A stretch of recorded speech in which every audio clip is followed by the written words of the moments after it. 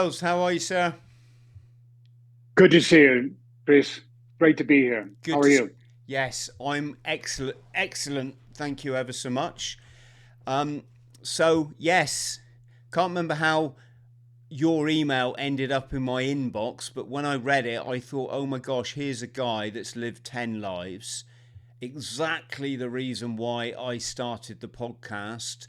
I'm not going to embarrass myself by trying to sum up your bio, but I think we'll we're going to cover a lot of it. But when I saw para rescue in the Antarctic, Yeah. camels across the desert, um, author, I thought, yes, this is exactly the reason I started my podcast. And Mm, what I just wanted to start with, Wells, if we can just launch straight into it, is I'm a father.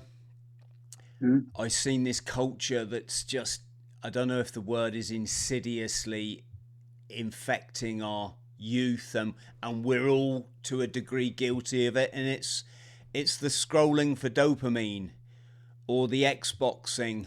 And when I think of the life you've led, which I know you wouldn't change for the world, and I think of the life I've led, I I wonder where we're heading. And for and it's not just young people; it's people our age that can't resist sitting in a bus stop and relaxing and taking in the spiritual and being present in the moment. It's the phone comes straight out. There's no hello. There's no communication with fellow human beings. It's just head is stuck to that device. And yeah, I mean, you asked me how's my day been, and I said to you I've been laying conduit for a new high speed broadband, ironically. Mm. And my neighbour comes out of the house, and I'm like, morning.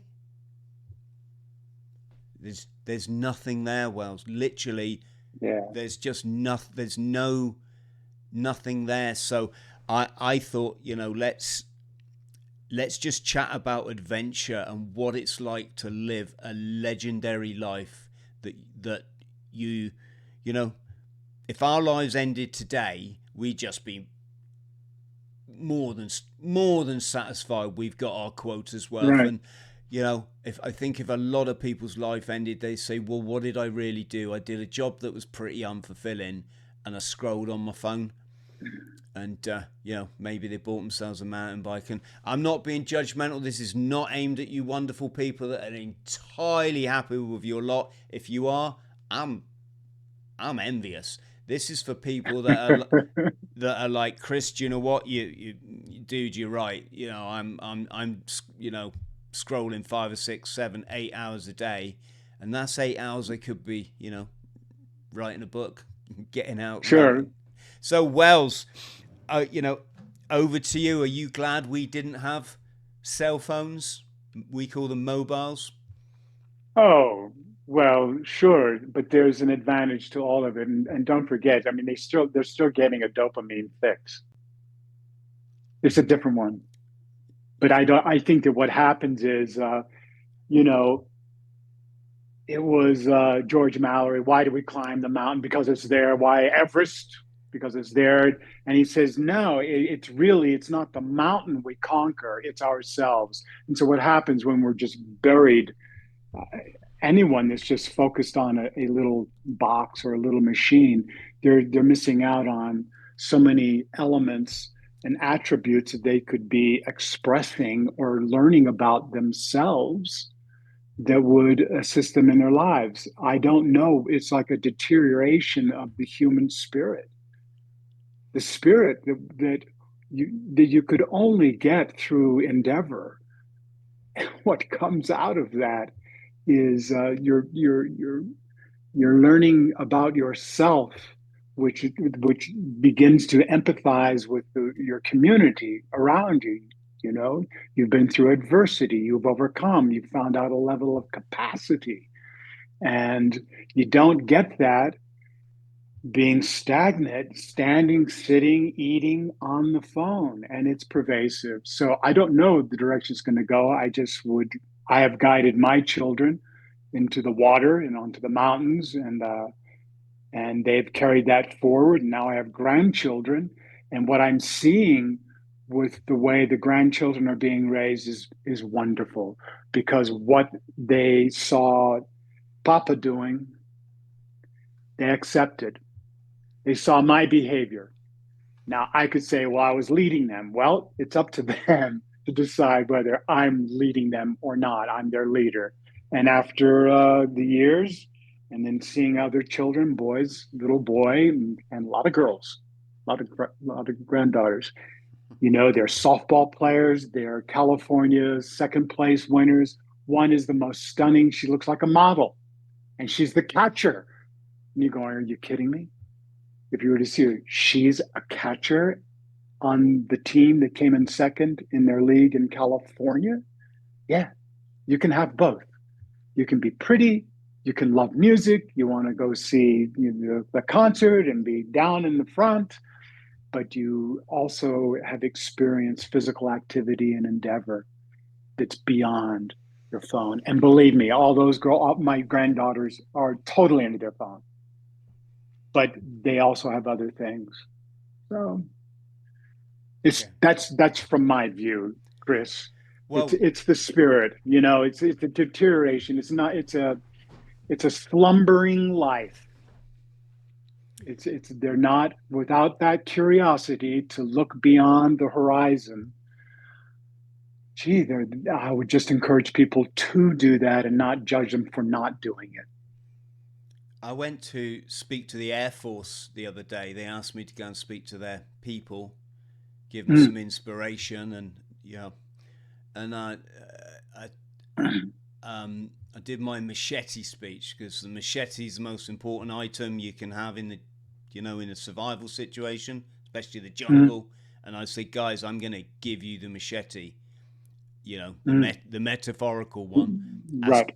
as Thor Heyerdahl, the famous Norwegian explorer, was given when he went to stay on an island in just a pair of shorts with a Mm. wife that he married through a newspaper article in the Norway Times. And anyway, cut a long story short, um, you know, Just a second. Now he went across. What yes, body of water did he cover? several over the course of his lifetime. The most famous one was Kon-Tiki expedition, which That's it. Right. him and his mentor, and I say that respectfully, Norwegian army and a Swedish chap. They were all in the resistance, the Norwegian resistance in the Second World War, Mm. and these guys were all, they were hands on with the Germans, you can say. And Mhm. Thor Heyerdahl just said, he sent them all a telegram. Said, fellas, raft trip across the Pacific in a balsa wood raft to prove that Polynesia was Right.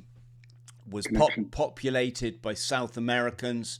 Are you in? Mhm. You got to remember, there's no safety back then. There's no EPIR beacons. There's no satellite radio. There's no radar. All the stuff I've just had to cross the Atlantic, and Mm. the replies they got were, "I'm in." Right? Ever since That's ever since I read that, Wells, anyone asks me on an adventure, I'll just say, "I'm in." Right now. yes. Excellent book, folks, by the way. Kon-Tiki. I'll flash it up in a moment if I can remember. But here's the thing. I started off my speech. I said, folks, who's heard of Thor Heyerdahl? Now, I'm in a room with 30 odd people. Some of them, not quite my age, but not one person put their They hands didn't. up. They didn't know. Not one person. And I'm like, That's oh, guys, stop scrolling and read books, for Christ's sake. yeah. Yeah. Not a lecture, just because if you don't program your life for legendness, the psychopaths are going to do it for you.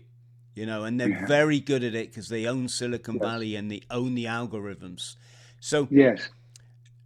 you mentioned there Mallory and Irving, and my first thought is, I wonder if people watching know Oh, know who oh they man. are. Well, look what Jimmy Chin found in June. Yes. Yeah. I mean, it was 100 years to the almost to the day, and he finds Sandy's boot. It's just phenomenal.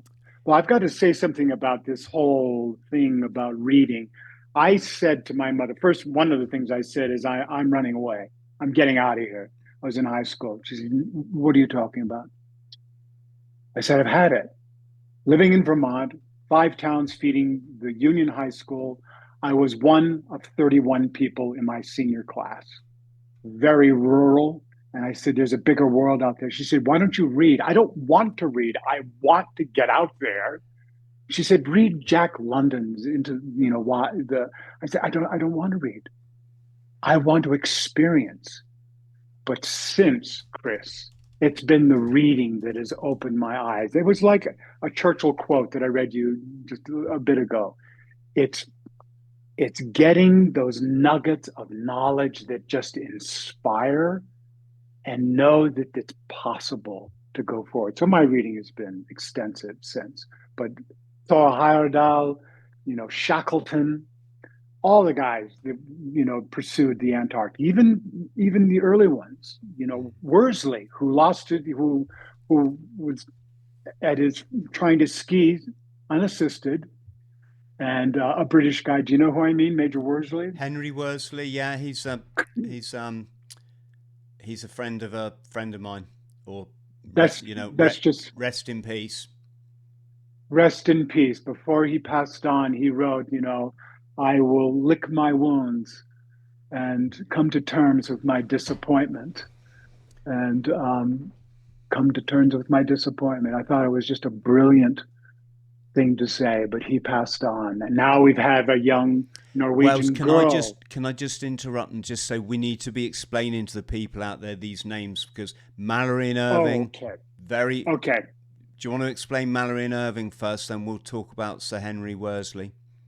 Okay. George Mallory, it goes back to the early 1900s. He was a teacher. He went to Charterhouse School, to a private in the terms of Americans school, and he was introduced to mountaineering. And he went on climbs. He was just an excellent. He was like a cat. They say this guy could just scramble up. He had very unusual style, but he worked his way up to finding out about Everest. And so he's had 3 rounds trying to get up Everest. His last round was in 1924. This is in the day, George Mallory. This is in the day when you didn't get airlifted to base camp. It took months to go. I don't know exactly where they started. Do you, Chris? I mean, they had to They would have started in haul. Kathmandu. Yeah, and the time to get to Everest, and of course they're mapping it out. At any rate, he was last seen below the Hillary Step, as I understand. There's photographs, and the point is that he and his climbing partner Sandy Irving were making a final ascent for the top of Everest. I don't know if it was June 24, 1924, something around that time, 1924, and he disappeared.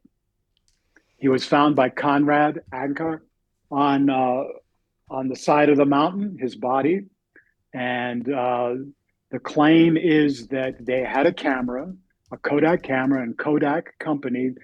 A Kodak, it's a camera company for the people that don't know. And if they were to find that camera, they could process the film and know whether or not George and Sandy made it to the top. This last year, Sandy Irving's foot was found in his boot, and DNA tests were done to verify that it was Sandy Irving at the very on the very edge of a melting glacier.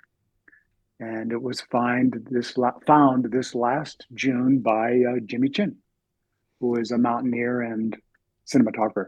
And That's Mallory's body, was it found? Was it approximately 5 years ago? Wasn't it? I'm just showing a boot here, folks. There is there's whole documentaries about this, but Yeah. probably out of respect, and also the fact that you're not allowed to show this stuff on on YouTube. And then years later, when nobody thought they'd found Irving, they found his boot. Yeah. Jimmy It was Chin 99. It was 99, actually. So it was 25 years ago. Can you believe it? It was 1999 was it is that long when ago? it's that long ago. Gosh. And his body was face down, clearly had broken a leg, and the back of his clothing was exposing his back, but he had been there for 75 years. And the so we came on to mention a couple of other names, didn't we? And It was Worsley, and I think yeah, that would be wonderful if you were to because you know more about him. I was just very moved by his strength, his tenacity, his resolve, and his disappointment at not being able to put one ski in front of the other, um, to continue to make his crossing to the South Pole. yes, Major Worsley. I'm just yes. So friend of mine is Captain Lou Rudd, Special Force. So he's in our SAS, and I did a podcast with Lou back along, and his mentor. No, sorry, I should say I did a podcast with Lou because he crossed Antarctica. He crossed the whole of the landmass, not the ice shelves, but the actual Right. geographical landmass. He crossed it on a Yes. pair of skis. Yep. He's actually the second person in the world to sort of do that. And his mentor was a chap called Sir Henry Worsley, who had tried to do the same, and he'd actually died of some. Don't quote me on this, but it's some like heart condition or something. It was. 30 miles from from his The pickup, pole. from his no, he passed over the pole, crossed the rest of the continent, and died 30 miles from his pickup point. In fact, he dies. I'm just going to show. Oh, Did he actually pass on in Argentina? He was medevaced out of there. sorry, one second. Sure. Sorry, my home phone's going, or my landline, I should say, which is hardly ever does that. Yes, I'm just showing the BBC article now. On the morning of January the 9th, 1909, he said he'd shot his bolt. Well, today, I have to inform you there's some sadness that I too have shot my bolt. My journey is at an end. Yes, he's saying his speech there that he's run out of physical endurance, and then he died. It was from an infection. Sorry. So it's kind of yes, it's what am I trying to say? It's kind of interesting when people say the Earth's flat and Antarctica's an ice wall. I think, do you want to go and explain that to his late wife that your husband's a fraud? It's kind of crazy, but that's another story, Wells. So yes, let's move on to your good self. Okay. Obviously, and we can have a chat about Antarctica, but let's stick with the mountains first. What's the highest peak you've climbed, or the most enjoyable? The first time I did mine have all been under 14,000 feet for the mountains I've climbed. I've not climbed around the world.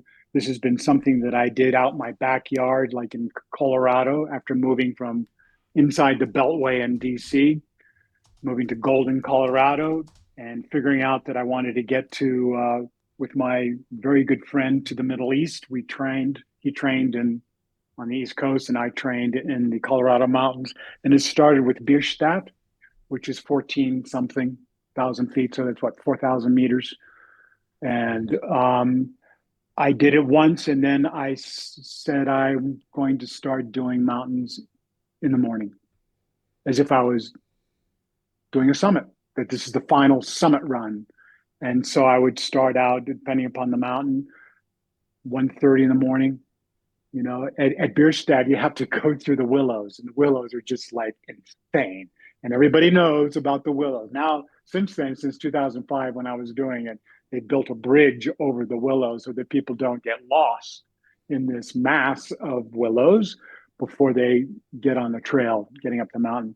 So I would do solo. I just figured I didn't want to get up in time for sunrises. And so wherever I've lived, I've just found a mountain that's at least 12,000 or 14, 13 to do solo hikes, scrambles. And it's very interesting because I found I had to come to terms with fear.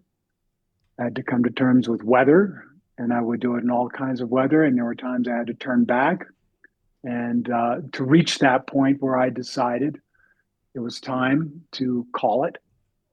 And people, family, and anyone that heard, I just didn't talk about it.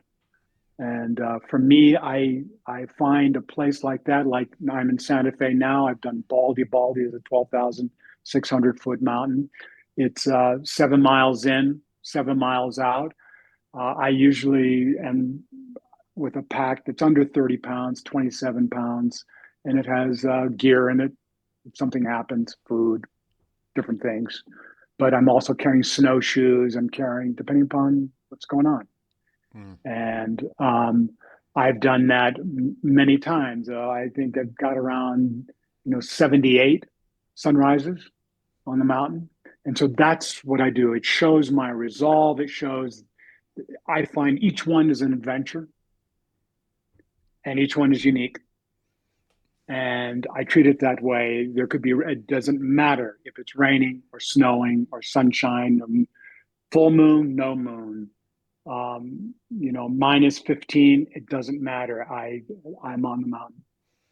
And so I've continued with that, doing other things, smaller mountains, local.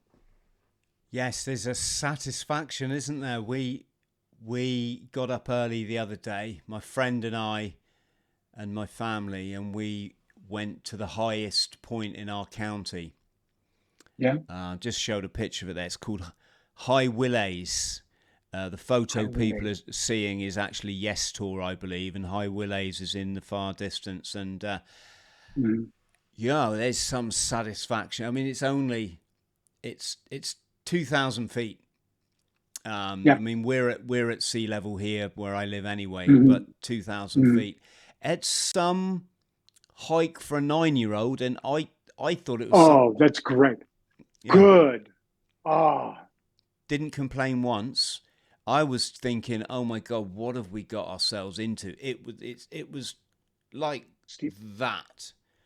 But once you're up there and you have a cup of hot chocolate or cup of tea or coffee or whatever, and you take in the views, and then it's all downhill on the way back, for a nice meal when you get home. What a day. It was just, what a day. That's wonderful. I was out this morning.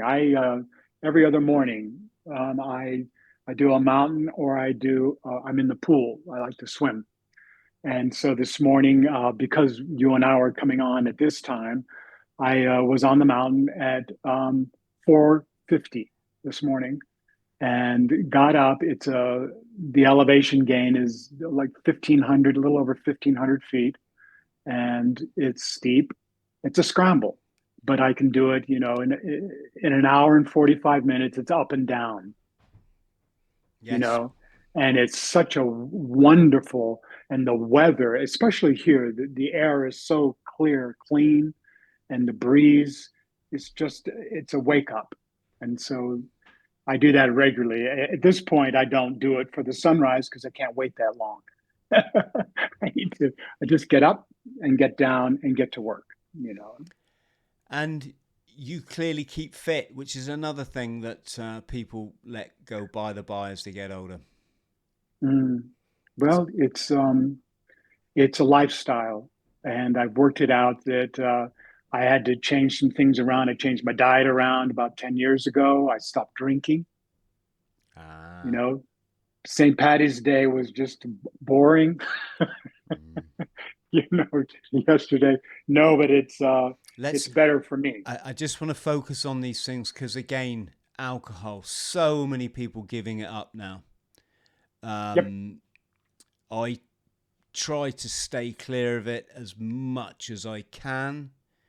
Mm-hmm. I have my moments, but I just know in myself they have to be few and far between. And if I never had a drink again, I know that's I know that's best for me. What did you get to the point where you had to look yourself in the mirror, or was it purely lifestyle? And how has it been?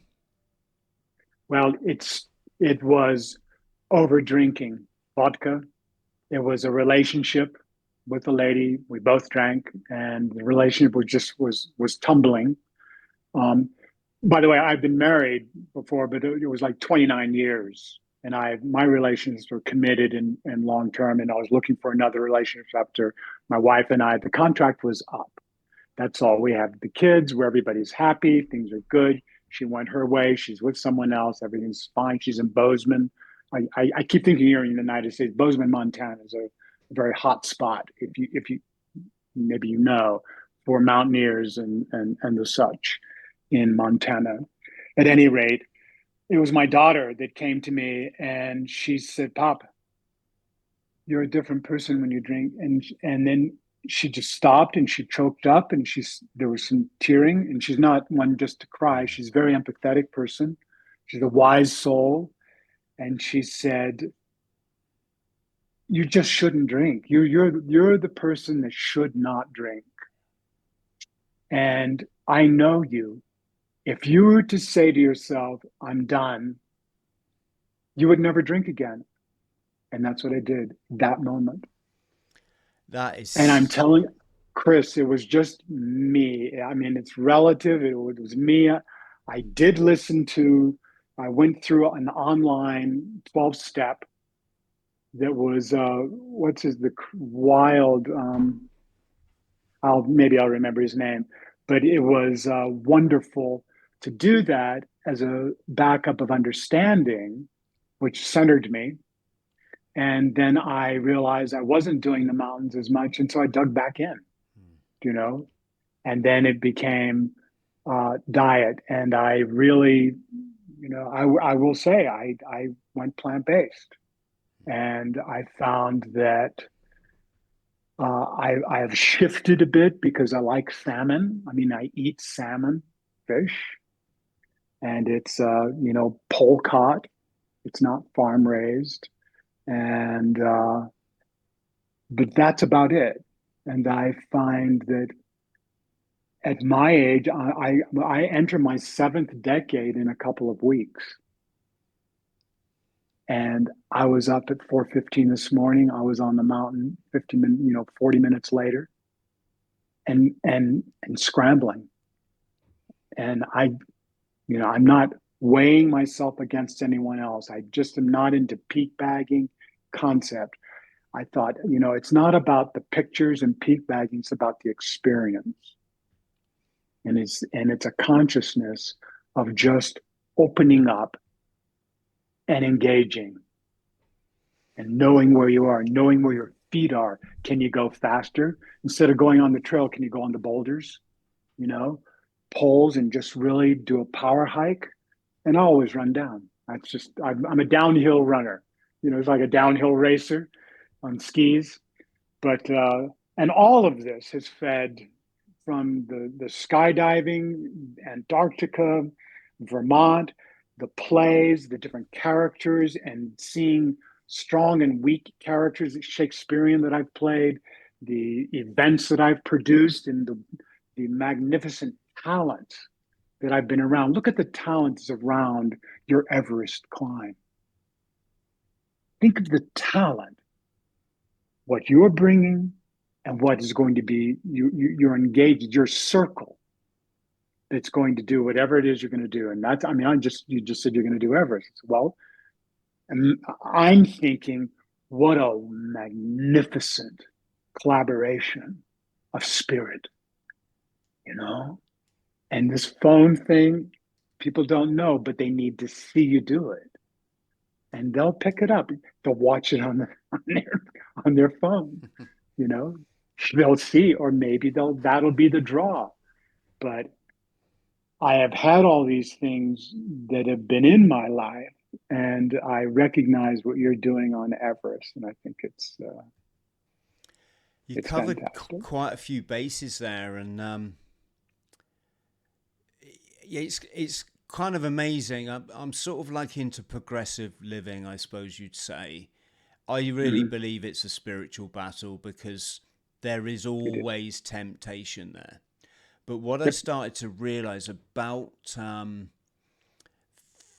15 to 20 years ago now was the smart people were all going plant-based. The climbers, the ultra runners, the longest distance runners on the planet. We're talking these guys run 300 miles non-stop, were going plant-based, and the world's strongest man, I'm talking like not steroids, was he was a vegan, and his name, please. I can't remember his name.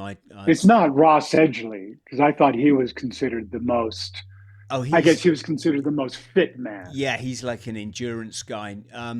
No, he swam around the UK. Oh, Ross Edgley, the ultra runner. I'll flag it up. You're talking to someone that's been to lots of parties in my life, Wells, and that's a euphemism for overdoing Understood. it. Understood. My memories. Yeah. Sometimes I'm good with it. Sometimes I struggle, but I have got, when I keep looking across here, I've got another screen that I'm showing our friends at home what we're talking about. Yes. But yeah, it was inspired by my friend Dan, who's a mountaineer, and like yourself, I think I like I try to live majority plant-based. So ever since I started loading up on greens, and I actually buy super greens, and this is 25 years I've never been ill, and I defy anyone to say that they never get sick, and I never get sick, and I know why. I know why. I won't bore people with it now, but I try to, like yourself, some fish and game meat, as if we would eat as if we still lived in the forests. Right. That's what I sort of try and aspire to. And, it's you just know in yourself when you're progressing, and the alcohol is another big one. When you've been off it I think the longest I went was 2 years. You're firing, your life is good, your relationships are good, you have no guilt, no anxiety, no depression, all this kind of stuff. And we live in a massive lie, don't we? Everything we were ever taught was a lie. Like alcohol is is fun, and meat makes you strong, and all these kind of fallacies. And I should just say here and now, I am aware some people believe they can only eat meat, and I'm not even going to get into that. I'd say to anyone, like, before you leave a comment, folks, I want to know your pH level, because it's no good saying I just eat crisps or potatoes. If you can't produce your pH level, it's useless. That information, what you choose to eat, is no good to anyone, because if you're acidic, you're gonna die younger. So yes, fascinating. Do you think, Wells, I mean, when I look at my life, and yeah, I've probably pushed the boundaries in every theatre, whether that be alcohol or adventure, and all the rest of it. And you know I had quite a challenging childhood, you could say. And when I look back now, I see, I was self-medicating a lot, really, with these coping mechanisms. Would you say you had a challenging upbringing, or do you think that related to your drinking? Very, very possibly, but I fought against the adversity that I was in. My father was a captain in the Army, Korea, general's aide. I guess the 13 months that he was in combat really messed him up. We came back. I was born in Stuttgart, Germany. Brother born on my first birthday, two older twin sisters and a younger twin brother and sisters, all of us within 6 years of age, born on Army bases, ended up in Vermont because my father found a job through a friend. And a year and a half later, he took his life. I was 11, brother 10, brother and sister 8, and older sisters that were 13 in a foreign land called Vermont. This is with a mom. Your father? My father. Wow. I have not said this in any podcast yet because we're talking about, it's not about somebody, it's adversity and it's growing up. My mother loved him, and her reasoning was that was his last resort. He was a good man. He was very messed up, and he went through very serious therapy with the VA in a hospital. They released him, and he had demonstrated he had it together, and he drove to his father's grave and then took his own life.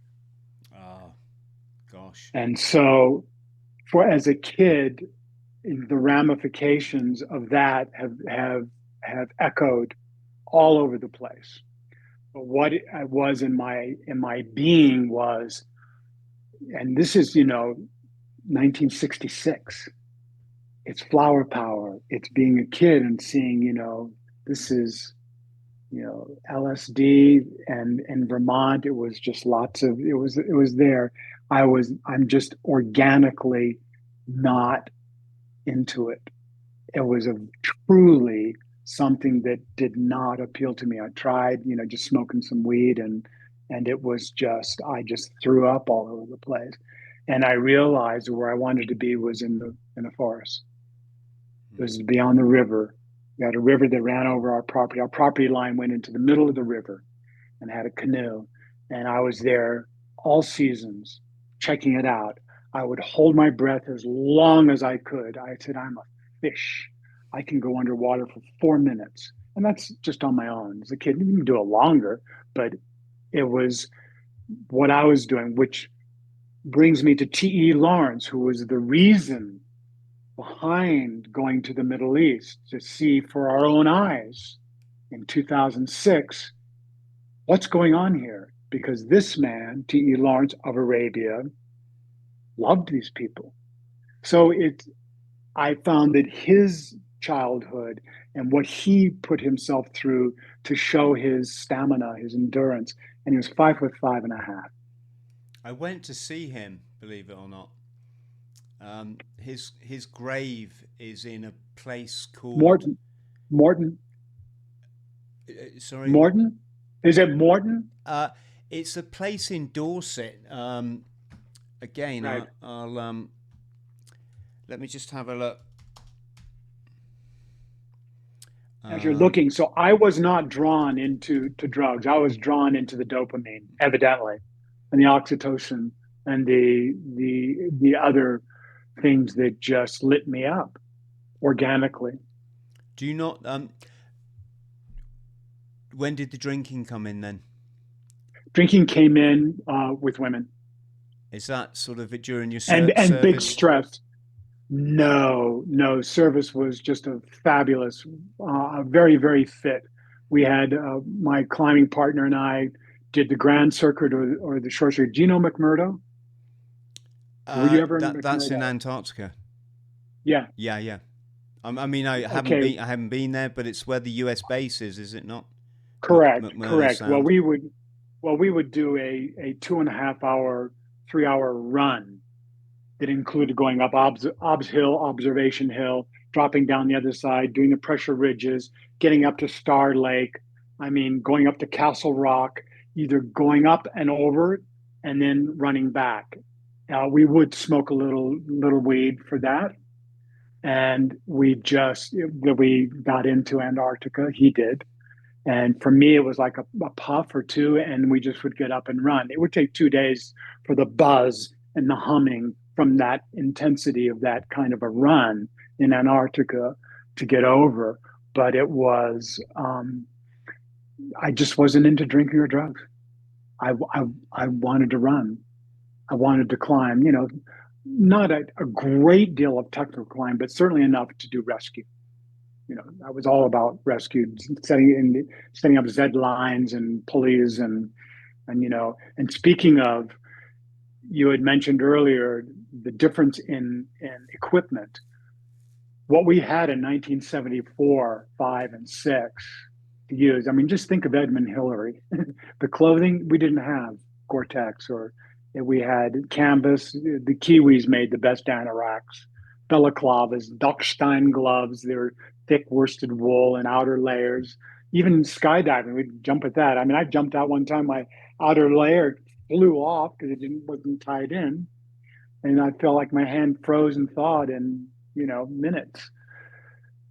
Yeah. So, But um, sorry, just the reference I got. You were right. yes, It is Morton, and yep. I went there with a motorbike club that I was with one time, and just to see his grave, as Oh yeah. we weren't Were you?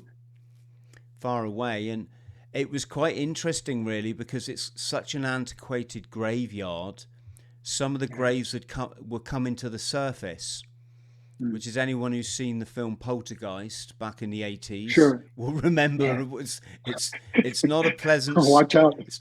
sight. There's a few bones knocking around, and to think that one of them could be Yeah. Him. Thomas's, Yes. Thomas Lawrence's, is interesting. But yes. So I don't know what to talk about first, because I've been in Wadi Rum. I've certainly been on a camel, but nowhere near to the extent that you have. Let's stick with Antarctica. Okay. I went there on a diving expedition, or I went to You on did. an expedition to Antarctica, and we scuba dived when we were down there. We had Mhm. one of our team drowned on our first dive, so it put a bit of a Mm. bit of a spin on things. And you were a para-rescue, what do you call that? Trooper? It was just a member of the pararescue team, Yeah, and it was which is a team you Navy. had to The Navy. Navy. Yeah. Correct. Right. It was the only one. The one of the things the Navy, as far as parachuting, they had the shooting stars. For a while, like the Army had Golden Knights. And of course, we have the Blue Angels in the Navy. Well, we used to do air shows with the Blue Angels. We would be the opening act in the 70s at a couple of air shows. But so we were trained to skydive and to land on the target, and it was free fall. We were jumping paracommanders, and the Stratostars and clouds, those Ram Air mattress, the very beginning of them came out in 1975, and they were very dangerous. Actually, we were given one for the team to test it in Antarctica, and the opening was such an impact, you'd almost knock you out because of the way it was packed in the chute, in the backpack, and the short shroud lines, and it was just an eye opener. But we jumped paracommanders, and we were prepared to jump in, given the weather not being too extreme, to assist with mishaps, as we called them. And we did. And that was thrilling for a young man. And to learn, probably the biggest thing I learned, Chris, was learn something about ego and how ego can kill you. Your ego can put your butt on the line, and you can lose your life. Felt like I was quite a hot shot, being young, 20 years old, strong. We were jumping. We jumped with the Blue Angels. We had beautiful jumpsuits like theirs, almost the same color, but not long after our first time with the Blue Angels and feeling pretty pumped up. And of course, the women being young, wanting to go out and date, that was all there. And flying in a UH-1N, stepping up to three of us were going up, getting a lift to altitude to do a skydive jump. One went in on one side, I went on the door on the right side, and someone got it in the cabin in the middle. And I thought, just sit in the doorway. Don't cable in. Had a parachute on. Had my feet could just almost reach the skid of the helicopter. And the pilots were hand-picked pilots for the C-130s. A lot of them, the C-130 guys are guys that were trying to get into jet school, but they were assigned to do duty in Antarctica. It was a special, arduous duty. And this helicopter lifted off, and we're flying over the Camarillo Mountains in California. And suddenly it took a right-hand bank turn, and it went, and I slid off my seat in the doorway. My feet caught the skid, and I was leaning back into the thing. I thought I was going to die. I thought I broke out in a cold sweat. My entire body was just, I was out of control. It leveled off. Someone said, "Hey, everything good?" And I just turned around and went and gave them a thumbs up. I lost control of myself. And I said, "What are you doing?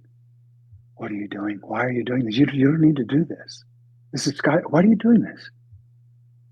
And it's like, I couldn't stop shaking. I said, "No, why are you doing this?" And I said, "Transportation. It's transportation. I'm jumping out to get down as fast as I can to a need. And that's what I'm doing." And then everything just, that was the answer. And I realized that my ego, stepping up to the helicopter, not really following protocol. And, you see it in the movies now, not in the 70s, but guys just, putting their butt just barely inside the cabin of the helicopter. And and these helicopters, they drop the nose and they just go, twin jets. And so I realized your ego, get a handle on it. And you need to have purpose. That was the big lesson. Why are you doing this? Why did you climb that mountain this morning? Why are you doing this? Everyone's saying it's risk. To me, it's like, that's what someone else thinks. It's not what I'm thinking, right? For you? I mean, people say, "Whoa, come on, Chris, you're going to paddle across the Atlantic?" Kidding? Why would you risk your life? It's like, well, you're not even, that's not what you're thinking, is it? Yeah, kind of like, I don't think I'm risking my life. If I thought there was a risk in it, I probably, actually, there is a minimal risk, isn't there, rowing the Atlantic? Of course. I did. Can I tell you something? Sorry, I'm coming. No, this is all coming in. No, this is all good. Go for it. It was. I felt really weird on this one. I've always done some sort of extreme stuff. Most of it, I was a young man, so it didn't matter. I've seen.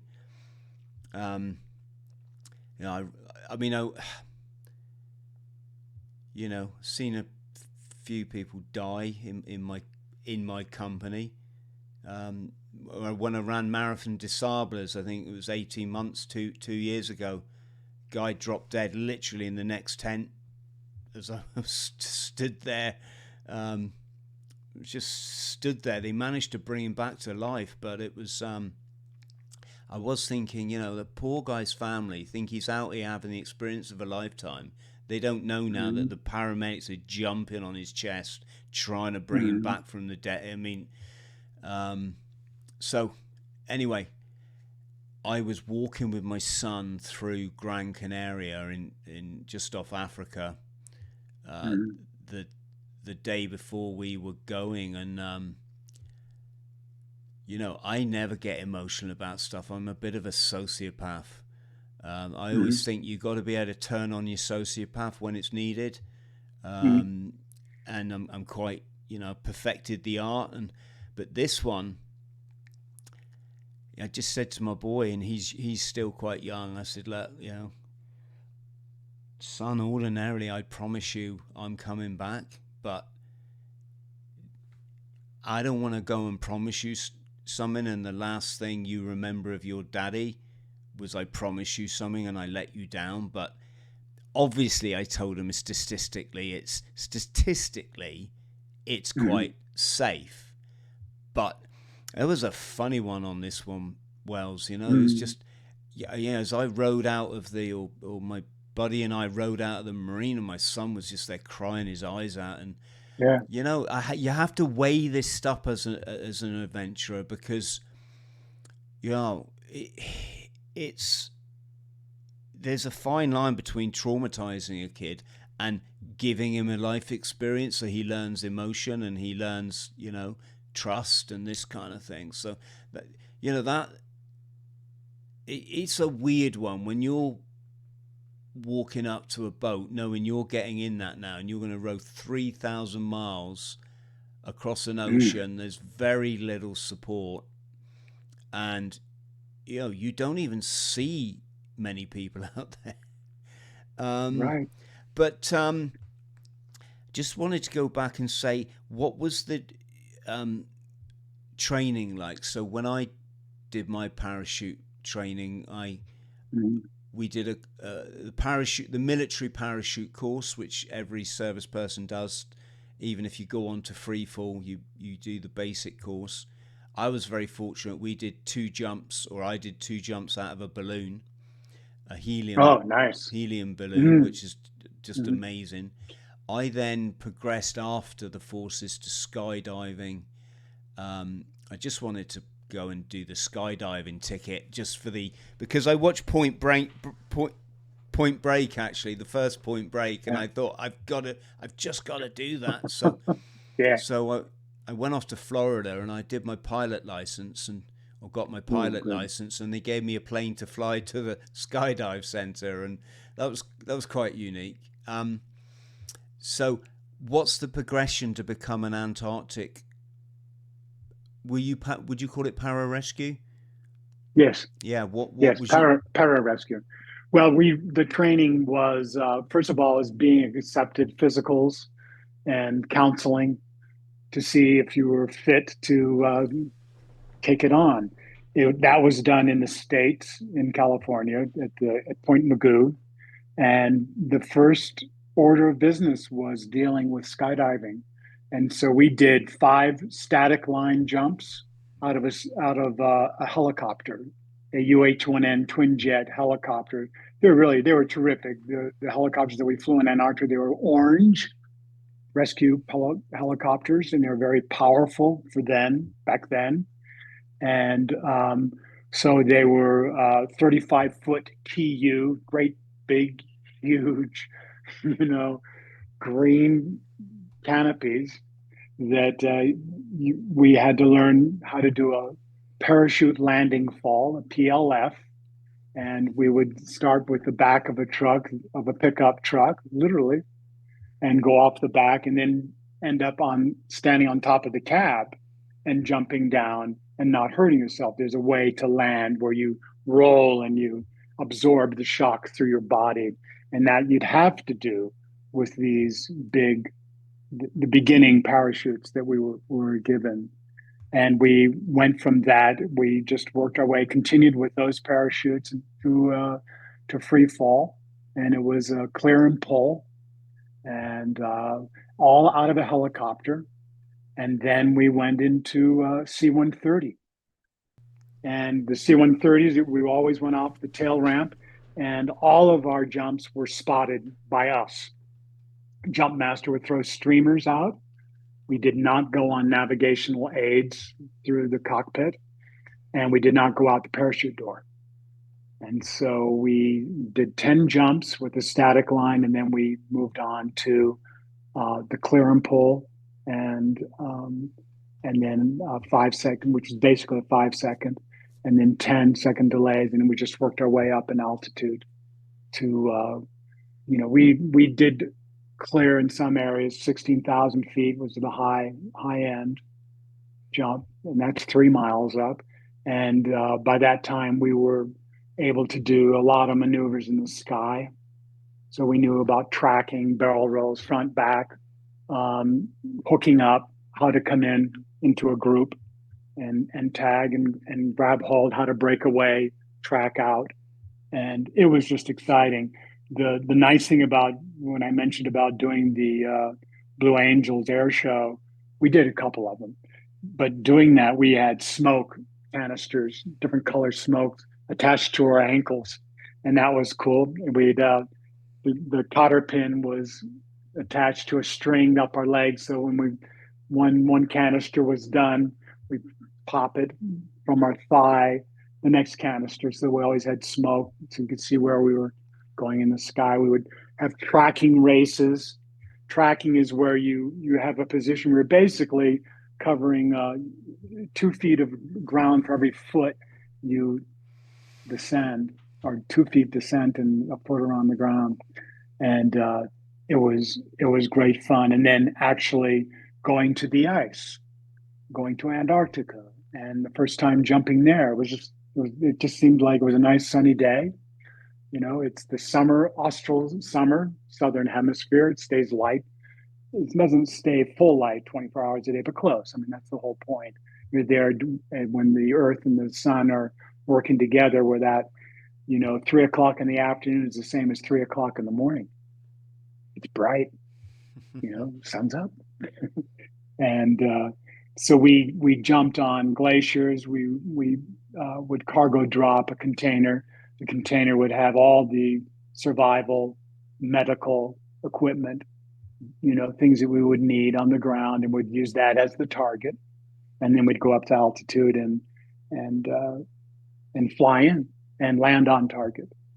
And so that the training was fantastic. The greatest piece about the training was the collaboration with the New Zealanders. Chris, those guys. I mean, they were good, yeah. Gary Ball, Stu, what was it? I can't remember. Patty Freeney. These guys were fellas that were mountaineers on Mount Cook at the Hermitage. And Gary Ball was, I think he was maybe 2 years older than I was. I mentioned Gary because while we were there, we're around, there's kettle is on, we're getting ready to have tea, and these guys are smoking a fag, as they say. Everybody smoked. All these guys were smokers, smoking a cigarette and then having a biscuit with tea on the glacier. And they're talking about this kid back home. They're saying, God, can you believe that kid? How old is he? He's 15. Really? What's his name? It's Rob. Rob? Yeah, that's right. It's Rob. What's his last name? Someone says Hall. Wow. Hall. Was that the Rob Hall? Yes. 15 years old. Gary Ball was Gary must have been like 22 or 23. Gary and Rob Hall were the first two guys that did the 8 summits around the world. Yeah, do look them up. Yeah, I'm showing Rob famously died, didn't he, in the storm on Everest Yes. in the Yes. 90s, Correct. 96. And his climbing partner Gary passed on a few years before that, and the two of them did the 8 summits in 8 months, and that was a claim to fame. And there was like Adventure Unlimited. They had an organization. It's funny because Gary, at the time I knew him, was pretty distressed because Walter Bonatti, the Italian, came through. I don't know if you've heard the name Walter Bonatti. Bonatti, yes. Bonatti. Is he the guy the pillar is named after, the Bonatti pillar? I do believe, yes. The guy was epic. Well, he came through Scott Base, which is the New Zealand Antarctic exploration group, and Gary was told that Bonatti was going to climb Vinson Massif, which is the tallest on the Antarctic continent mountain, and he just felt he wasn't going to be able to do it. Anyway, I had a little say in it when I met Colin Monteith, who was the commander of Scott Base. And I mentioned how great it was working with Gary and Stu and Patty, and that I understood that Walter Bonatti was coming through and what an icon he is. And I said, and all Gary can say is that he just hopes he's going to be able to climb with him. And the commander said, "Is that right? Is that what he says?" I said, "Yes, sir."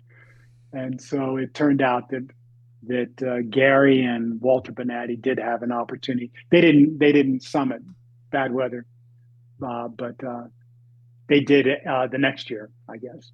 And I want to say something about so these guys, what they did is they were training their own guys, and then they gave us their techniques in rescue techniques, mountain rescue techniques, and ice and climbing in and out of crevasses and how to go across crevasse fields, real intense stuff. That you know about I would expect that you've done some of that, and certainly at Everest you'll be dealing with that crevasse fields and so forth. Yes, I was roped together climbing in Norway. I haven't really climbed an awful lot, but mm-hmm. I just called it going for a walk with a rope wrapped around you because allegedly I think it was Norway's highest point. I think it's called Gouda Peak, and apologies Norwegians if I've got those details wrong. Yeah. But we were roped up for our summit bid, and as we went with a tour company because the organization I was with booked it for us. As we were going up all roped together for crevasses, there were people like out 80-year-old grandmas walking their dog, like overtaking us. But we got the experience of walking with a rope. With a rope. Well, when we did it in Antarctica the first time, it's pretty wild when you see the front lead guy disappear. I take your word for it. He's going like this, and then all of a sudden he takes another step, and then he's just like, you go down and you belay him, Well, in Scott and Shackleton's expeditions, when if anyone that's ever read those chronicles, blimey, they were left dangling with their huskies dangling in these enormous crevasses, and they didn't have the technology we had now to get out, the carabiners and the Jumars and Prussics and the Jumars. I mean, my goodness, we made our own Prussics. So we were tying them off on the rope and loosening them, but it was all nylon, rope, different gauges instead of Jumars, and we weren't able to go. Yeah, we just didn't have that. You can make them out of your shoelaces, am I right? If you if you absolutely have to, yeah. Yes, absolutely, as long as it holds up. But yes, right. Wow. And it's good for your hands, yes, but for your feet, with all of your weight, you're sticking your neck out. But, can we, Wells, talk about? Okay, quick one again. Antarctica was the 7th continent I visited. Honestly, I didn't really have a massive interest to go there. I've been in the Arctic, I've been snowboarding, skiing, all this kind of stuff, and I just thought, it's just going to be a lot of ice and maybe a couple of penguins. How wrong was I? It turned out to be the best trip of my life. Did it? What made it the best? It was just phenomenal. For a start, you're down there in Tierra del Fuego, meeting your expedition ship. There's a place called Ushuaia. It's barren. It's probably what the Falkland Islands is a bit like, or to be in the Orkneys or somewhere north of Scotland, and it's just wild.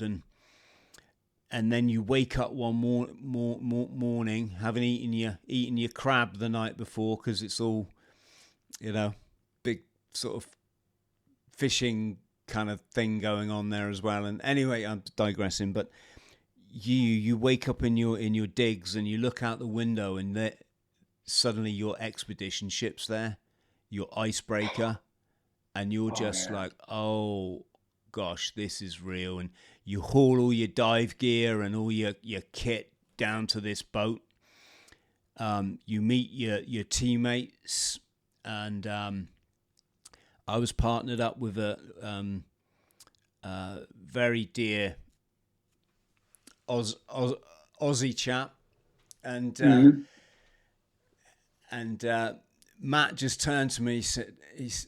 I turned to Matt. I said, "Matt, should we go and find?" We were in our cabin, and there was a couple of Russian guys there getting all their equipment out. So I looked at Matt and said, "Should we go and find the bar?" And he said, "Does the Pope need a shag?" and that was it. And like I say, we had a fatality. I was the last person. I sort of like I was the last person to see this girl, Japanese girl, and seconds later she drowned, which did put a bit of a sad angle on the whole thing. But we're adventurers. We're on expedition. It's just you continue as mountain climbers do, as right, as skydivers do. You just pick yourself up and go on. But anyway, you wake up. I have a quick one. Go on. Yeah, you've got. Oh, no. You're in the middle of your story. I was just going to say because that is just amazing. You wake up the first morning. You look out your porthole. Yeah. And you see an iceberg floating by the size of Belgium. I may be exaggerating slightly, but of course, it's just okay. You're like, whoa, guys, look at this. They are enormous. And the next thing, it might be not the first day, it might be the second day at sea, but whatever, in the Drake Passage. And then you're seeing whales of all different species, all different killer whales. Life. We watched a pack of killer whales, orcas, taking down a whale, and we watched this play out for sort of 2.5 hours. I've got it all on film, not the whole thing. Just amazing. And then we went ashore in the South Shetland Islands, and we went ashore in a t-shirt. Right? That's we went ashore on the inflatables, the ribs. Yeah. And I said, you know what? I'm just going to wear a t-shirt. It's. Will people believe you're in Antarctica wearing a t-shirt? And we went ashore. There's hundreds of penguins. And then if we got further down the peninsula, we went to visit the old explorers' huts, the tins of Marmite that are 100 years old, and they had one hut had a recipe book just for cooking that one of the explorers had written up just for cooking penguins. Then we dived outside a Ukrainian research center. Mm-hmm. And as we dived towards the center before going in to meet the people, there was also a sea lion, a sea, I don't know, basically seal carcasses all along the floor where these guys had been, topping up their larder with the local wildlife, and right. and it was phenomenal. Sleeping out, we just slept out in sleeping bags and a bivy bag, two sleeping bags, one inside the other, and a bivy bag. Sure. It was just such a great experience, and I met, wonderful people. It's the people that you meet, because it's from all over. That's what I was feeling about the Kiwis, the New Zealanders, just how magnificent it was to meet them, and scientists that came through, and assistants and researchers.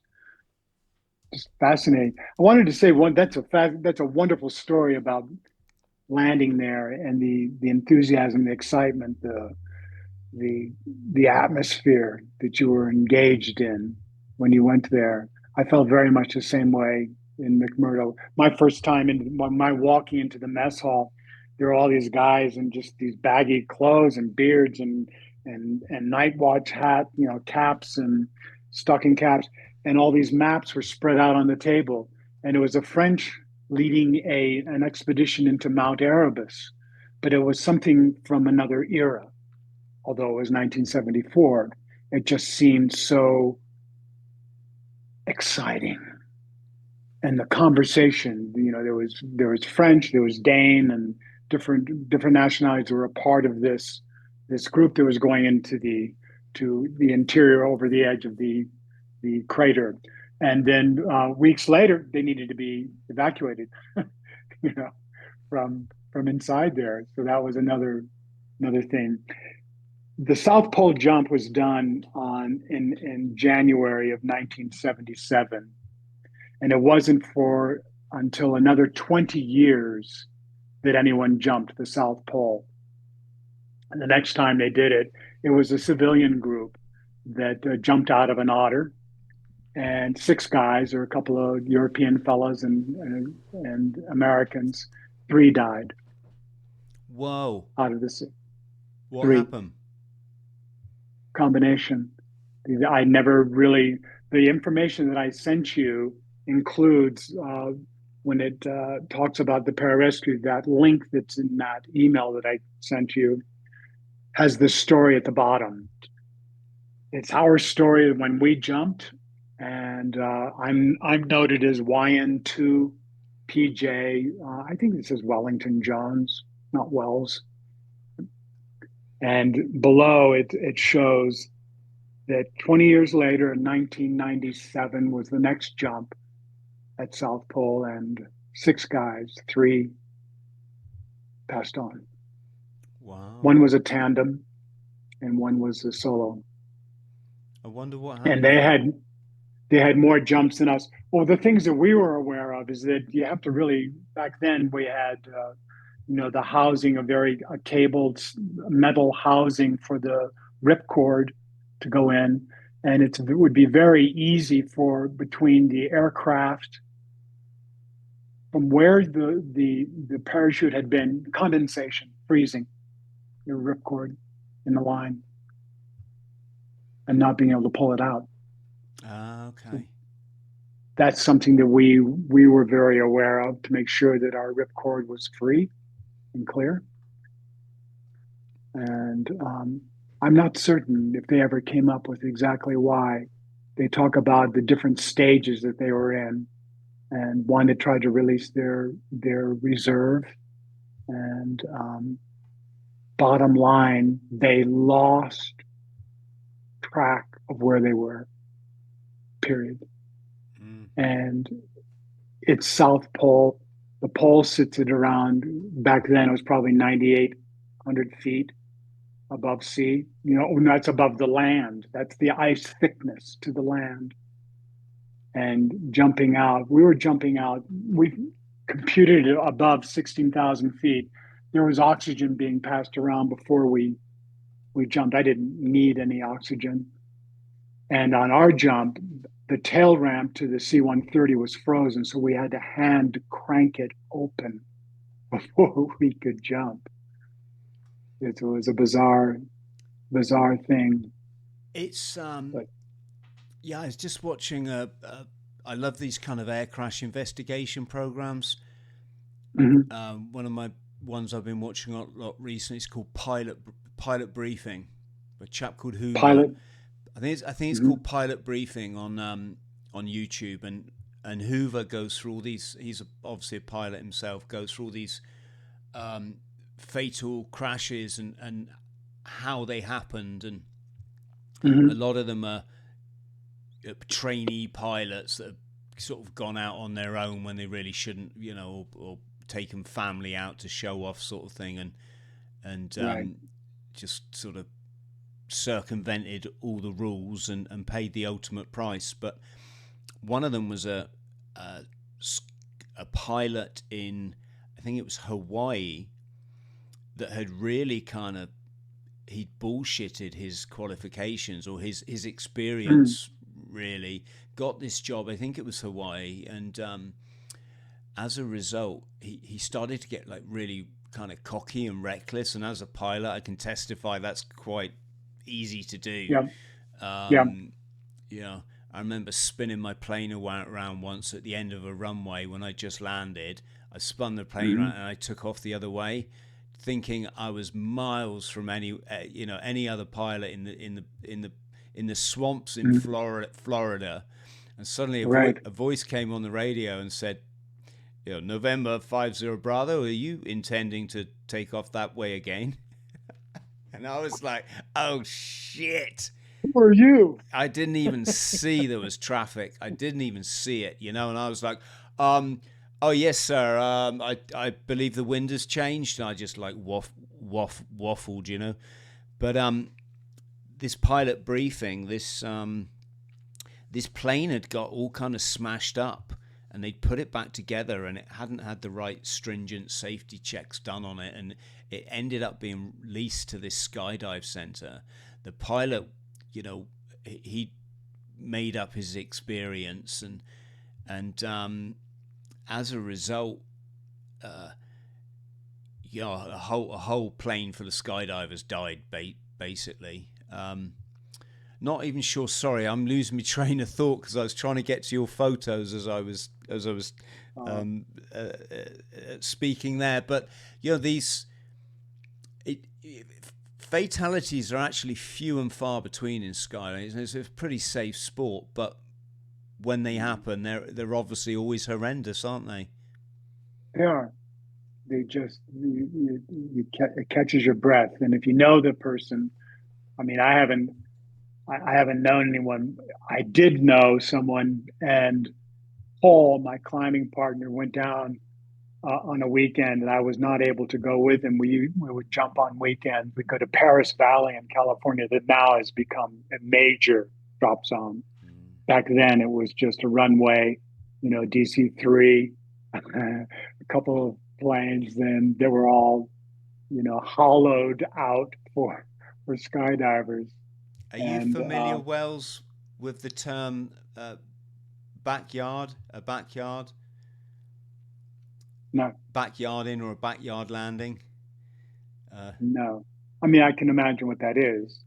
Yeah, it's someone that when I was skydiving at Fort Pierce in Florida, and someone came up with this expression, and I was like, what is it? And they said, it's when the pilot's chucked you out in the wrong place, and you have to just like look down and pick somewhere to land. And this girl said, I just landed in someone's back garden. No way. And they all came out of the house. Oh my God, we got a skydiver. You know, quite regular. One of the guys I was jumping with landed on the golf course. That I've done. I've done that, and just missed the telephone pole and the wire. I mean, my legs. I said I'll just brush off from it because I thought, and then I was concerned about the canopy, but it just wheeled around and didn't get caught up on the line. but it was a golf course. One guy that I jumped with, he'd come down in a cornfield, as like a wheat kind of corn, not the corn on the cob, and or wheat field rather. Sorry, and he thought, oh, I'll be clever if I'm landing in a field. I'll just swoop down anyway, like they do, doing one of these, massive swoops that they come into land. Yes, yes. And he didn't know there was a barbed wire fence halfway across this field, so he had the scars to show that. And of course, it's one thing if you're over land, but sometimes the pilot gets it wrong and they're over water, and that's that becomes really serious then. We were planning to do a water jump, and we didn't. I've done night jumps. We were planning to do a halo. Didn't happen. That didn't happen. The halo didn't happen. And the jumping out of a blimp, the Goodyear blimp, which is, what do you know what I mean by the Goodyear absolutely. blimp? Yeah, like it's okay, helium or hydrogen or something. Correct. Helium, yeah. Bad weather for that, and the halo jump, we didn't get clearance from our command because of timing, but we're ready to do it. The longest delay I've been on is 90-second delay, and that was a good amount of time in the air flying. Wells, there's so much to ask you about. Have you done the running with the bulls, or is that your writing partner? No, we both did that a year ago. Okay, I'm just trying to. Is that you you wearing the? Is it like Spanish cap on your head? Yes, correct. Okay. And it's a bit. I can understand it's a bit controversial, isn't it? Some people think it's unnecessarily cruel. Is that the cruelty is the bull? Well, it's the bullfight at the end of the day, because the 6 bulls, they run it for 8 days. It's July 7th through the 14th. Every day, 8 a.m. The rocket goes off. The streets has been closed off. It's a half mile between the gate where the bulls are released. There are 6 bulls. They're between 15 and 2,000 pounds. They have grown up together on one farm, so they know each other. And there's a leader that's a natural leader that's been a leader their whole life of the bulls, those 6 bulls, I mean. And so they're going at a pace of 4-minute mile pace. The bulls on cobblestone streets for half a mile. Nothing's happening to the bulls for the running of the bulls. It's in the evening that those 6 bulls, it's a bullfight. And it's a very big deal. And it's not something that interests me. I'm just not into that. It's kind of crazy, isn't it? To me, it is. I mean, we had fox hunting banned in the UK. That was really sort of, depending on what side of the fence both sides. It was a controversial ban, but it was a controversial. They didn't even call it a sport. They said it was pest control. And, everyone's going to have their own view of it, aren't they? It's obviously highly historic in this country, but it was just deemed cruel to chase an animal for, 10 miles across countryside with 30 horses and 50 baying hounds, and kind of hard to defend that one. Right. But of course, putting an animal in the ring knowing it's going to end up dead, and the irony being, like, when the matador gets prodded or stabbed with the bull's horns, everyone has a hissy fit. It's and I'm well aware, a lot of people are they're on the side of the bull. Obviously, it's a strange I'm not judging. It's their culture. It's, you know, that probably I don't know, 1,000 years old. That's that. Oh, older than that. It goes way back to the 3rd century when the farmers would bring in the bulls into town, and it was a 2-day festival. It's called the Saint Firmin Festival, Saint Firmin, and that was a martyred saint. And then it evolved into, well, let's have a bullfight, you know. And so by the very late 1500s, it turned into an 8-day event where it was, let's run with the bulls through the street, same place, cobblestone. I mean, it's the same place. Pamplona. Pamplona. Yeah, it's northern Spain. Wow. And it's beautiful. I mean, is Pamplona beautiful? Pamplona is very interesting. I really don't know the city, but San Sebastian and Bilbao are really amazing places in Spain. The food is phenomenal.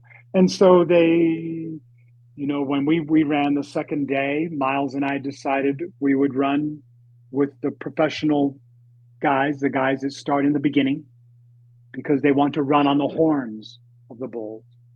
And we had a trainer, a coach that is very well known. He'd done over 100 runs, and he runs on the horns of the bull. So you are running directly in front of the bull, where the nose of the bull is basically on your back, and the horns are like right here over on the side of your head, and you are running, and that requires tremendous skill, requires knowledge of bulls and their temperaments, but you never know what you're going to get, who you're going to be in front of, and then avoiding the pileups because they just happen. It's not the bulls you have to be concerned about, it's your fellow runners. They one trips, and suddenly there's 9 guys piled up, and the bulls are coming, and they charge through it. That would be 9 guys with my shoe print on their faces.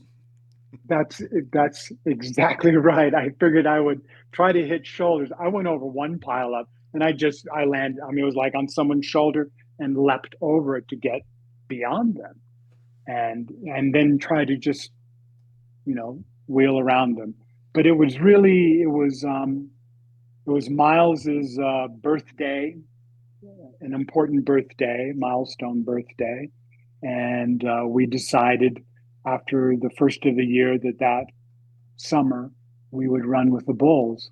And so he did his sprints, and I did my, going up and down mountains. And we figured out that I said, I can't, I've got to have a shoe that's going to handle cobblestone that's damp. And so I found Solomon brand.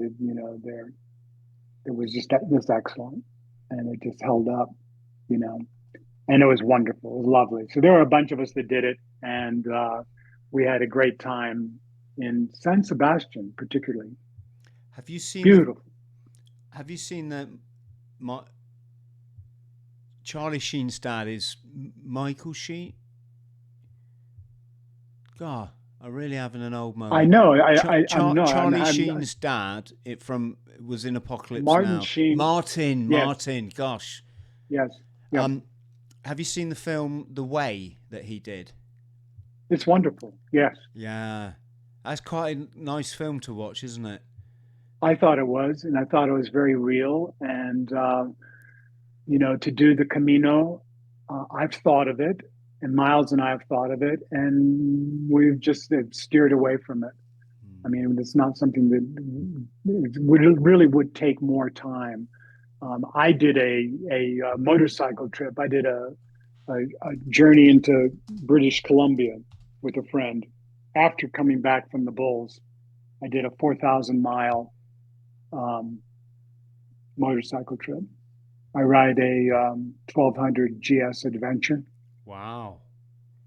Where was your trip? Went from Santa Fe, New Mexico, up through New Mexico, Colorado, Wyoming, Montana, cut over to Idaho and different places in Utah, and went into British Columbia. We wanted to see the land. We had there was purpose behind it. I needed to see a daughter in Bozeman that was on her way to graduate school in Seattle, and Thomas needed to say goodbye to his brother that had passed on a year and a half before, that died fly fishing on a river outside of Bozeman, with a storm that came in, and a tree knocked down and hit him. God, that's bad luck. Yep. Yeah, gosh. And it was a very favored brother of a very large family.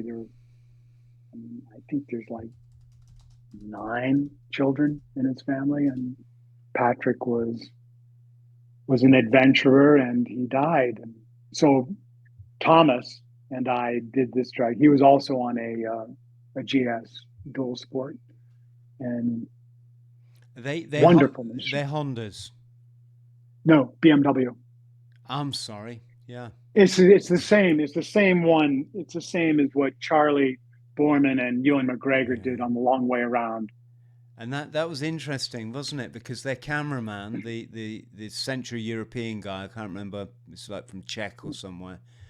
Yeah. His BMW broke in half, and he bought a local bike, didn't he? And it proved to be much better than the BMWs. Well, they're big and cumbersome, actually, and but they're, I mean, as you could see in the journey. Now, the guy that trained them for risk crisis management assessment was the same fellow that worked with us, Jamie Lothar Pinkerton. He's a SAS major, retired from the Irish Guard, and he was very knowledgeable on checkpoints and kidnap and ransom. And he knew exactly, he could tell us, Saudi, Jordan, Syria, Israel, where, what to do, how to behave. And so anyway, from a motorcycle standpoint, it was really an epic trip. To do it was an 18-day trip, which was long, and I had planned it to do the Camino, referring back to Charlie and Martin and his dad. It would take a long time, Yeah. I think it would be great. But I find my meditation in motion, like this morning on the mountain. That's my time to balance out, to get in tune, with myself. And so I don't have the time. I want to do the Matterhorn. That's the mountain I want to do, is the Matterhorn. I played Edward Whymper in a play in New York City off Broadway. And I found out he was the one that first made it to the top in the 1800s, 1865 or something like that. And on the way down, because of the hemp rope that he grabbed to use, broke, and 3 fell to their death of his team. And he was trying to beat the Italians that particular day. And it's a mountain just like Everest in the beginning. So many people tried to figure out how to get up, and they couldn't. Well, he figured it out. And at the same time, the tragedy of the loss. But that's the mountain I'd like to climb, because of the beauty. Have you been there? Have you been to but Zermatt? I've read all the stories on the Eiger and the Matterhorn, and is it the Eiger? Is it the Hinterstoicer Traverse? That's the other ones. Yeah, that's right. Oh my gosh, and the little railway that you can get out through the rock face halfway up. I wanted to say, we were talking about biking, weren't we? I brought that up because Yeah, I can't remember what else, but this is on behalf of my son. Have you seen Wild Hogs? Oh, a long time ago, yeah. Yeah, John Travolta, to It was name it was filmed Tim it was Allen. filmed 14 miles away from here. Ah, okay. It was filmed in Madrid, New Mexico. That was that was that was the town that they went through, and you know, Yeah, funny stuff, right? we love Funny, that. We love that film. right? Yeah, it's so funny. It's amazing that you talk about it from your position, and that's something you've seen. Yeah, the Camino. So friends at home, that El Camino, the way, the walk, is at the old Yep. pilgrims walk, and it starts in France and goes down into Spain, and then Mhm. ends up at the sea. Does it not? That's my understanding. Yeah, but what I've heard is some people go and do it in sections. Yes. So they Yeah. do, one summer they'll do one bit, then at the next holiday Mhm. they'll do Mhm. another bit. Mhm.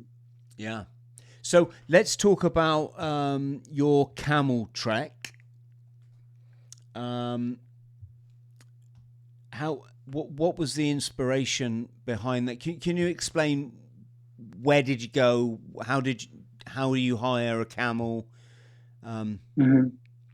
Well, the camel was a part of the journey, the trek. It was inspired from a desire, Miles and I meeting up again after I was working in DC, and I came back through and saw Miles, and this is 2005. When 9/11 happened, I was with the chairman of the board was Alma Powell, and Colin Powell, of course, was Secretary of Defense at the time. And I knew him before that, knew her, and she hired me to be the chief operating officer of this organization. And so my boss, who was also a cabinet secretary wife, a former drug czar and secretary of education individual, I don't want to get into all these names, but I was there, and then experienced 9/11 from DC and New York, because I lost friends, and the organization I was working for and people running the org that were leading the organization had friends on flights. And there were three schools that were young children that were picked for a science project to go to California. They were on the flight, and my foundation served those schools, and so there was a very close tie into all this. I had just hired uh, the personal secretary to my boss, whose father was the head of the Naval Reserve, Admiral Todashek. And on 9/11, first of all, I had arrived with my family and all my the trucks, with a move Friday before.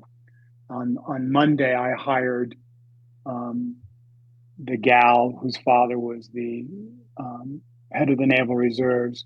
On Tuesday morning, she showed up early, and I thought, this is a great sign. She's a dedicated worker. She's going to dig in. And the first thing I heard was a scream coming from the boardroom where the TV was on, and she was responding to the tower. And then it wasn't long after that the Pentagon was hit, and that's where Admiral Todashek was, and his office, the wing that was hit, was his wing. And so I had this young girl uh, in tears, and she had to leave. He crawled out with his group from their offices. But anyway, from 9/11 up to 2005, I've left the foundation. I'm seeing Miles. He's saying, "What do you think about this war? It was said mission accomplished. It's not. It's clearly a mess. Do you know anything about T.E. Lawrence?" And I was going, "Yeah.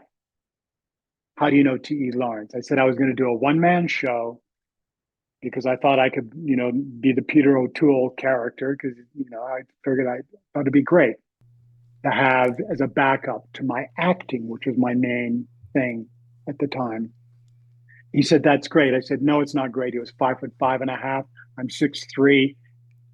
I'm not G.E. Lawrence, but I think he's phenomenal. He said, "You know what? We need to do a show." We ended up introducing a concept to a Broadway producer. She contracted with us. We're on it to this day. Yesterday, we had a meeting. We've had 4 different writers. After we came out of the meeting with her, we looked at each other and said, "You know what? Yeah, I do. We've got to go." So we wanted to go because of the play and have information about the play, follow T.E. Lawrence's path because he's the only Westerner that we knew that had anything good to say about Arabs and about the area. And he was a guy that understood the tribes. We've done enough research. He understood, the culture. He loved it. He didn't try to change them. And so we wanted to see for ourselves, with our own eyes, get our butts in camel and go through the desert and follow his path from Jeddah up through Aqaba, going north in through Jordan into Syria, and then get over to Israel. We did camel ride from Aqaba to Wadi Rum. So it's about 50 clicks to get to Wadi Rum, somewhere around that amount of travel. And we spent 4 days on camels. In between, there was a lot of backstory to this I don't need to get into because it's about the setting it up, but it took 8 months to train, and included training that I mentioned with Jamie Lothar Pinkerton, the SAS individual. At the time, he was the private secretary to the Queen in charge of Prince Harry and Prince William's security. He was also a partner at an international risk management insurance company, Ackerman. You can look it up.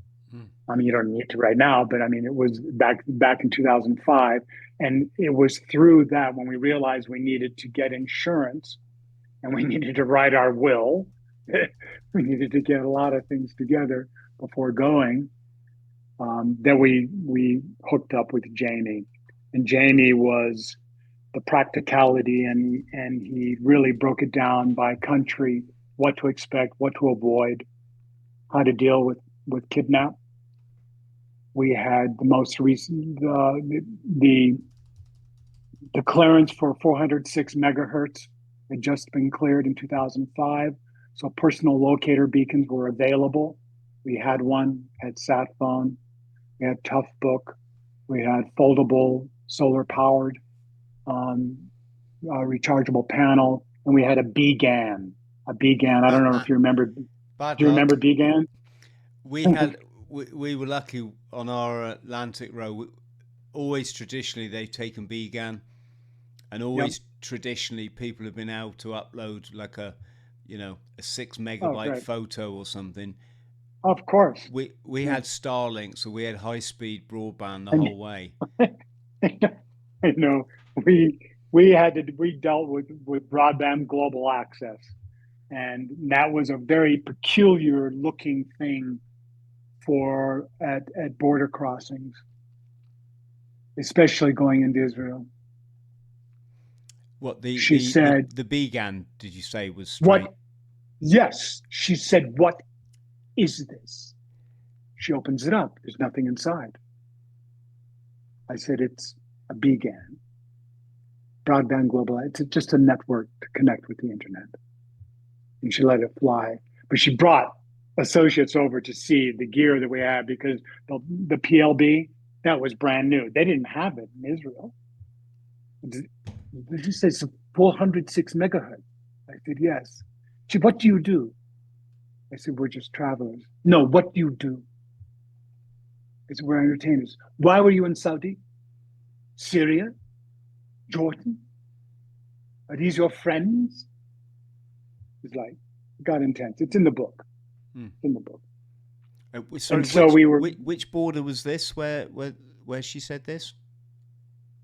Immigration in Israel. We went across the King's Sand.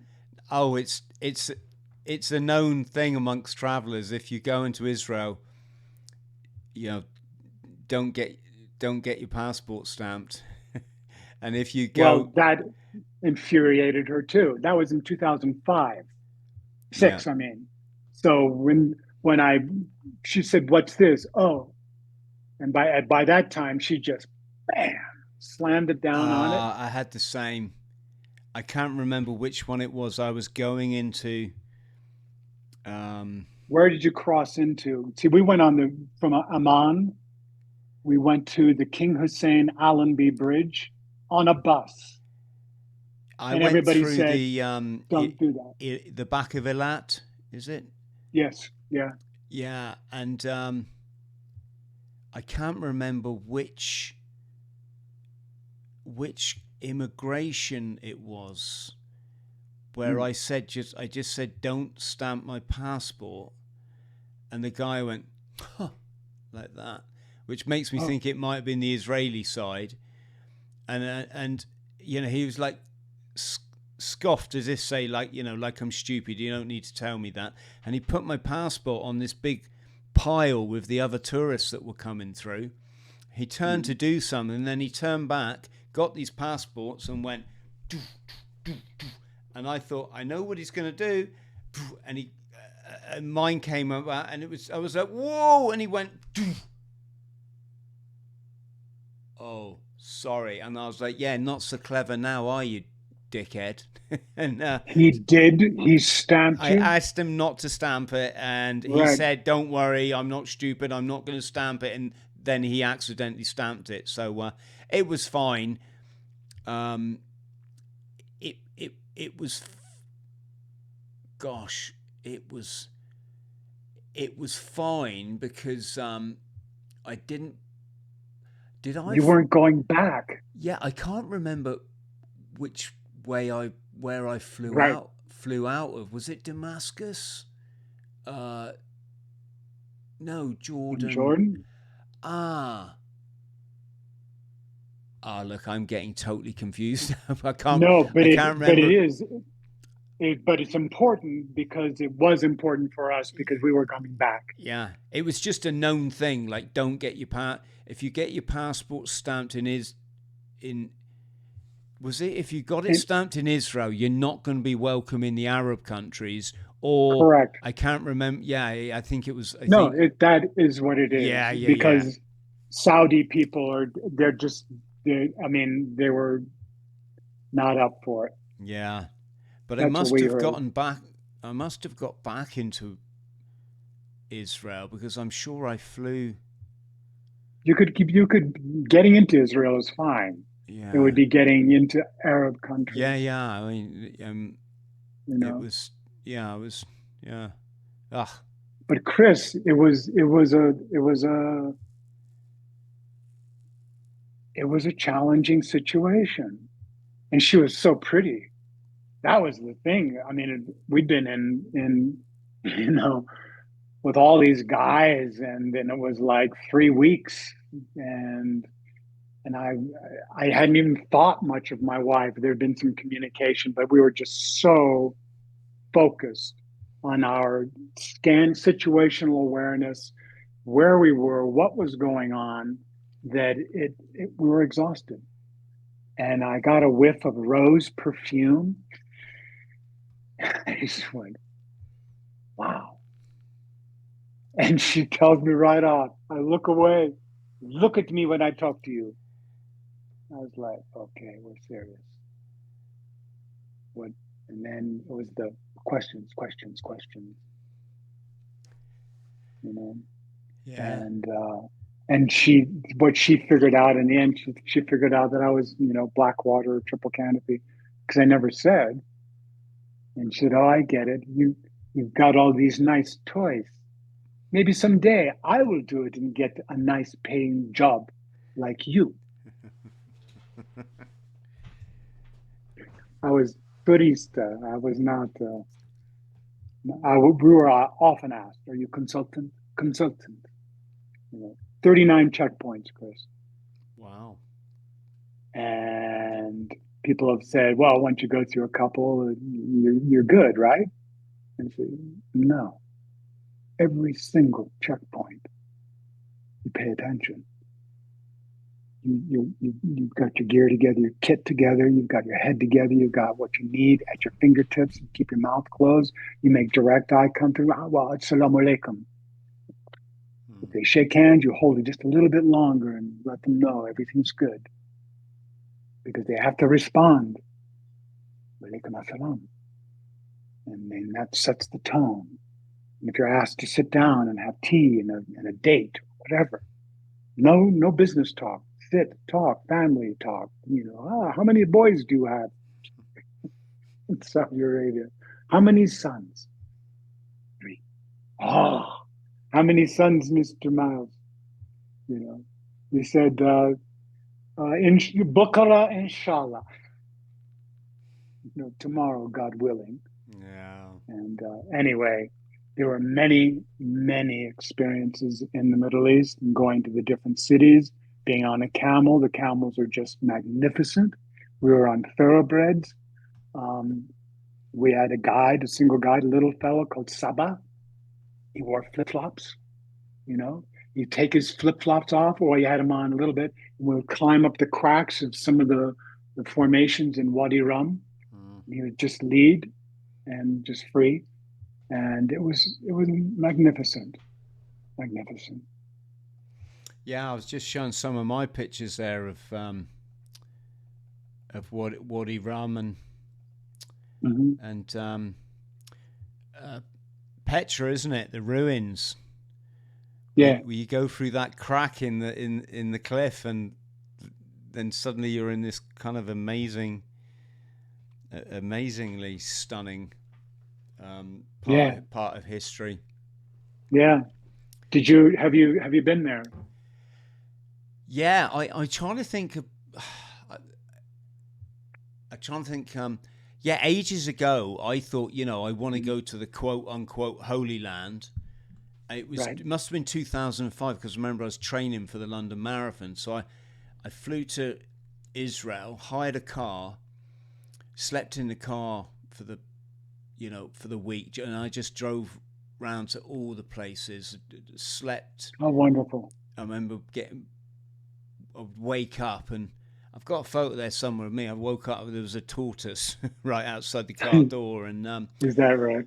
But I just remember driving into Palestine, and back then, I don't think you'd get many tourists driving into West Bank, and you got to go past all the the huge Israeli they call it the peace wall, don't they? But basically it's apartheid wall. Yeah, nothing. Yeah, apartheid wall, and I remember thinking, how difficult is it going to be for me to get into West Bank? And it was just remarkably easy. I mean, it literally flashed my passport. I don't even think I flashed my passport. They just waved me in, and yes, when I first got to meet the second time I got to meet Palestinians, and I think we have a distorted view in the UK, because the Muslims, well, we've got these, I don't want to say the word, but we've got gangs here that don't do very nice things to women. As such, they kind of tar that community, and that's not, I'm not tying in the community myself, but I'm saying that, and we're subjected to massive illegal immigration here. They ship in foreigners as fast as they can to just trying to destroy the UK, and they're doing Sweden's destroyed already. The UK's not, very, very close behind it. And sorry, the point I'm getting at is, I think in our country we confuse Palestinians with like, for example, Pakistanis, which is the majority of our community. We've got a big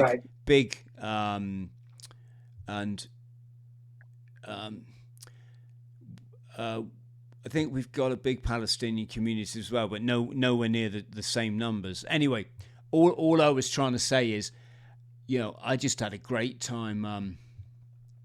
In Palestine. Met wonderfully kind people. I met them at the the Dead Sea as well, and they were just so welcoming. Once they knew that you were a guest there, they just couldn't look after you enough, and it's kind of been, I want to say frustrating, but it's not been nice that you know, I don't want to sort of turn this into a political discussion at all, but it's not been nice to see the level of ignorance in the UK, that people don't understand that Palestinians, they're not some, you know, they're not like dogs. They're not like friggin' undesirables. They're a really great, and I've worked with them. I've worked with Palestinians in Norway. You know, I've sort of, you know, done like I suppose you call it a sharing experience, and yeah, you know, really cool people. I remember one of them said, "If you want any tobacco," and nobody had any tobacco. We were on top of a mountain in Norway in this ski hotel, and they went, "Oh, no problem. We will smoke apples," and they could make tobacco out of apple peel and stuff. And it was just they were just sorry, I'm kind of like waffling on a bit. I'm not sure how I got there, but yeah, I went to Israel. Went into West Bank. I was driving through West Bank and I picked up this hitchhiker called Omri, and he was Israeli. He'd been in the Defense Force, and again, you know, he defied all stereotype. He was a really nice guy. First thing he said is, "Do you like Pink Floyd?" I said, you know, all my mates back home are into them. I'm not. He went, "Okay, you must." He pulled out 5 CDs and insisted that I took them. Right. Then he said, "And smoking?" And he pulled out this blim of hash, and I was like, "I like you."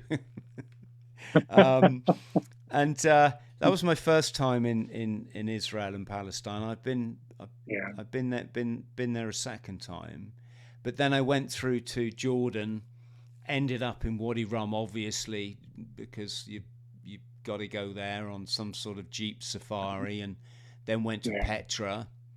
And then ended up, I think, in Aqaba, by the sea. But I'm probably getting confused. It's the Gulf of, no, you're not. It's the Gulf of Aqaba, which is the northern part of the Red Sea, and that's the fort is right there. On, I think my sound. Oh, that's gone funny. You've gone funny now. Me? Oh, that's okay. I can hear you. You hear me now because it's picked up on the computer. That's good. Yeah, so that's I will fine. Not look away. So yes, Aqaba was a destination, one of the main destinations, because that's where the turning point of the World War I, in Lawrence of Arabia, with Lawrence of Arabia, T.E. Lawrence. For the Arabs, it was a big win because it was a supply chain that was up to that fort. All the guns were facing the bay. And so Lawrence came up with the idea to come from behind, and it's guerrilla warfare. I mean, the guy wrote the definition in the encyclopedia of what guerrilla warfare is. It's mathematical, even. It's it's unfortunate that an English-speaking Westerner wrote the definition, and now everybody's practicing it. I mean, 9/11, talk about guerrilla warfare, you know. And the surprise attack, not knowing it's coming, and boom, and the devastation. But Petra was wonderful. Yep, we went through Petra, and we went to castles, went to towns, went to historical locations. Damascus was just magnificent, you know, as one of the oldest cities in the world. And it's just so, the culture was amazing. And what you're saying about Palestinians and Israelis, it's in our book, A Line in the Sand. We have 2 proteges. One's a Jew, Jeremy, and Abdul is Muslim. They met at a camp in Maine, USA. The real camp is called Seeds of Peace. And it's where high school students, Israeli and Muslim, Palestinian, get together for the summer. And they have workshops on conflict resolution, on learning about each other, And now the Israeli guys who are, they're there and they're 15, 16 years old, they go home and they're in the IDF for 2 years. Mm. What was beautiful is that we decided our fundraising model to do this trek included 25% of what we raised would go to Seeds of Peace. And when we presented the idea to the people in New York City of Seeds of Peace, the woman whose husband started it had passed on. The woman, the wife, said, "We will set you up in Jeddah and in Amman and in Damascus and in Jerusalem with Seeds of Peace to meet. We have offices in all these places to go and to meet people. And you can talk with our, people there that have come to the United States for the summer. Some of them will be older. Some work for us now because we've been around since 1993. Mm. And so the people that we met, one of the most interesting things, and it happened in 3 different situations, with people saying, my parents weren't. One guy said, yeah, they were okay about me going to this camp. And others people said, well, no. They're saying, why are you doing that? You know what those people think, the other people, whatever they are. Why are you doing? Because we want to bring peace. Oh, that's a bunch of baloney. Anyway, the kids get to the camp. They come with a very altruistic sense that they're going to love everybody. And then there's a conflict between an Israeli girl and a Palestinian girl. And that Israeli girl just unleashes on her. And she sounds exactly, in the end, she ends up crying and asking for apology because she sounded just like her mother. And she said, I swore I would never say these things. This is what my mother has taught me. And the counselor says, that's why you're here. Do you see her? She plays the flute, She's a real person. You're both young ladies in high school. What's different? You see, what we've been taught. Yes, of course. Absolutely. Seeds of Peace. Yeah, I'm just showing some pictures here now. That's good, because that is wonderful you're doing this, because it is, in the book, we call it Seeds of Hope. And so we have Jeremy and Abdu, and they're such colorful young guys, and they're based on real guys. Mm. And what you see and hear by reading is that they have a love of family. They have a love of their religion. They have they believe in who they are, and they're just very perplexed by what their government is doing. Yes, we talk a lot about this sort of thing on when I do live shows. We also look at the Rothschilds' influence in the area with respect to T. Lawrence and sure, and how the Balfour Declaration. Yeah, the Palestinians got sold out, obviously somewhat, but I don't want to go there because this has been such a lovely chat, and I don't think we've always got to be political. I just want to talk adventure. And Wells, let's talk a little bit about you. Are you a bard? Is that the right word, or have I got that wrong? You mean as an actor? Yeah. Or a writer? Isn't someone who plays Shakespeare called a bard, or am I showing my ignorance? Well, he is the bard, which was a writer that wrote everything. I've done some Shakespearean plays and workshops and in scenes a lot. My background was theater first, and I branched out once I got into New Mexico. It happens to have a lot of offerings for television and film work here. Many films are done here. Lately, there's been a big stir up because there's been strikes across the board, actors strike, writers strike, and whatnot. But if anyone's interested, you can see my reel on IMDb, which is the movie database, and my name is Tad Jones. Tad is my acting name. Okay. Yeah, there's quite a lot about you on the internet. You've got a whole page on Google. What? It just comes up when you put your name in. You've got a whole AI overview now, if that makes Oh, sense. I see. Well, Yeah. it's Wells Jones podcast. That's something that will show some of the ones. There's many that haven't been posted yet. And then Tad Jones as an actor. And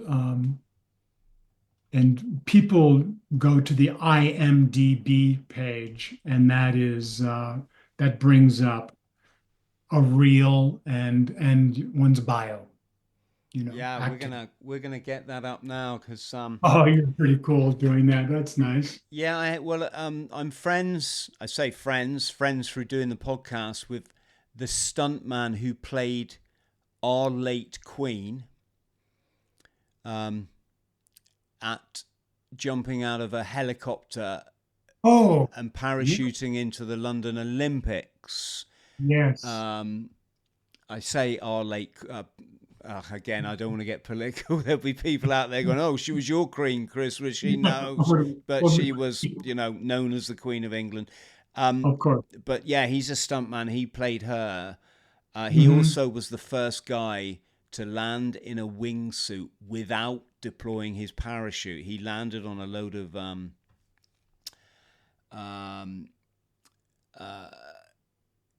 What? Gary, I should say, landed on a load of cardboard boxes. How fast was he flying? Uh, Slow down. How did he? Yeah, I'll the friends out there. The podcast is gonna come up soon. Let me just have a quick. So you've been bringing up images or websites? It's a little bit at my cost. Here's Gary.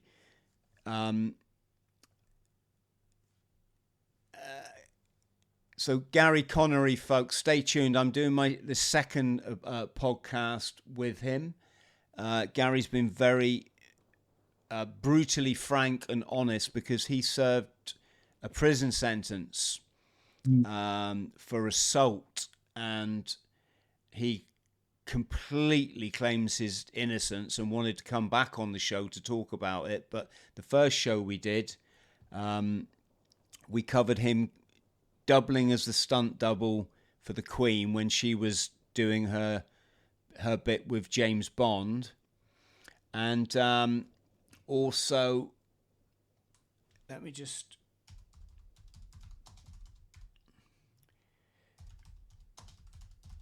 I'll just type in... Oh. Yeah, this one here, folks, you can see... Wells, I'm just showing them the what's on the internet search. But yeah, he landed on these cardboard boxes. It was pretty brave to jump out of a helicopter and know you're not going to deploy your parachute. You're going to, flare and then smack into these boxes. It was, pretty incredible. And was he injured at all? No, he what's that skydiving term when you nail something? But he nailed it. I'm just showing it now. Mm-hmm.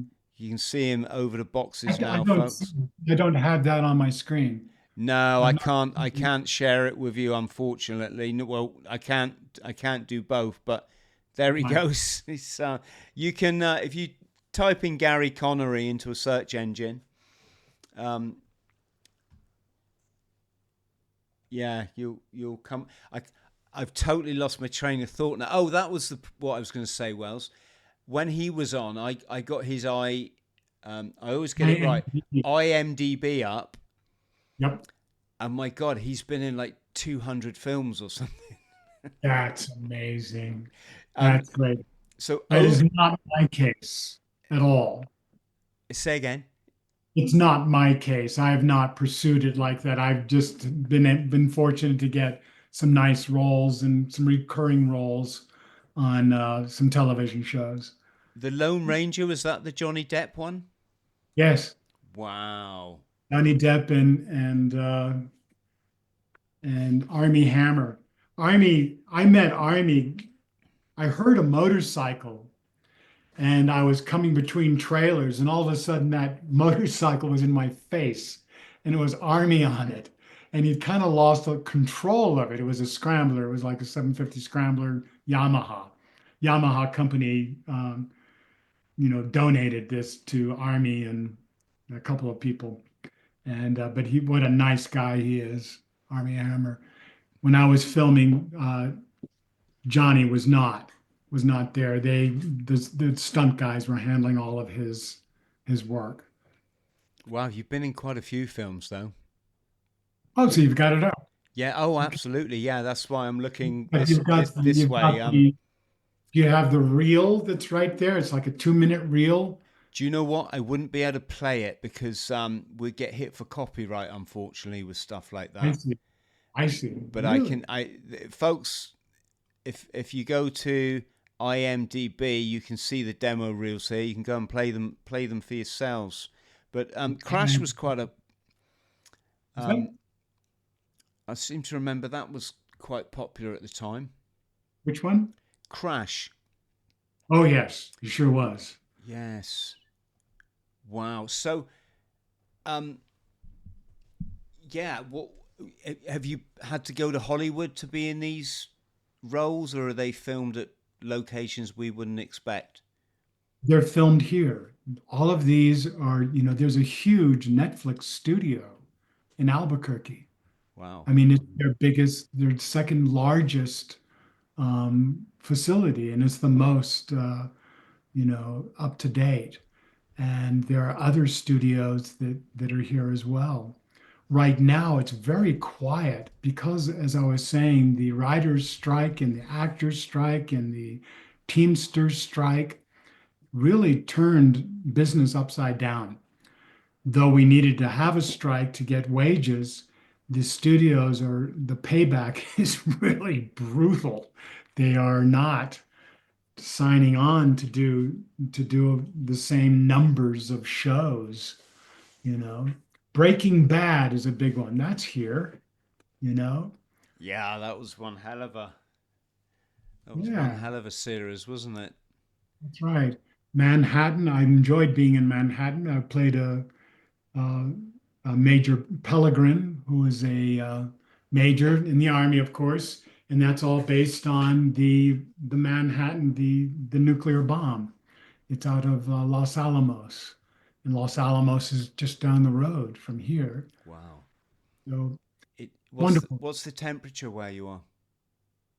Where I am today, it's I'll give you Fahrenheit. I think it's supposed to be around 63, so it's gone up. I'd need to transfer that to Celsius Yeah. because I'm terrible at Fahrenheit. I'm terrible at going the other way. Oh, 17 degrees, yeah.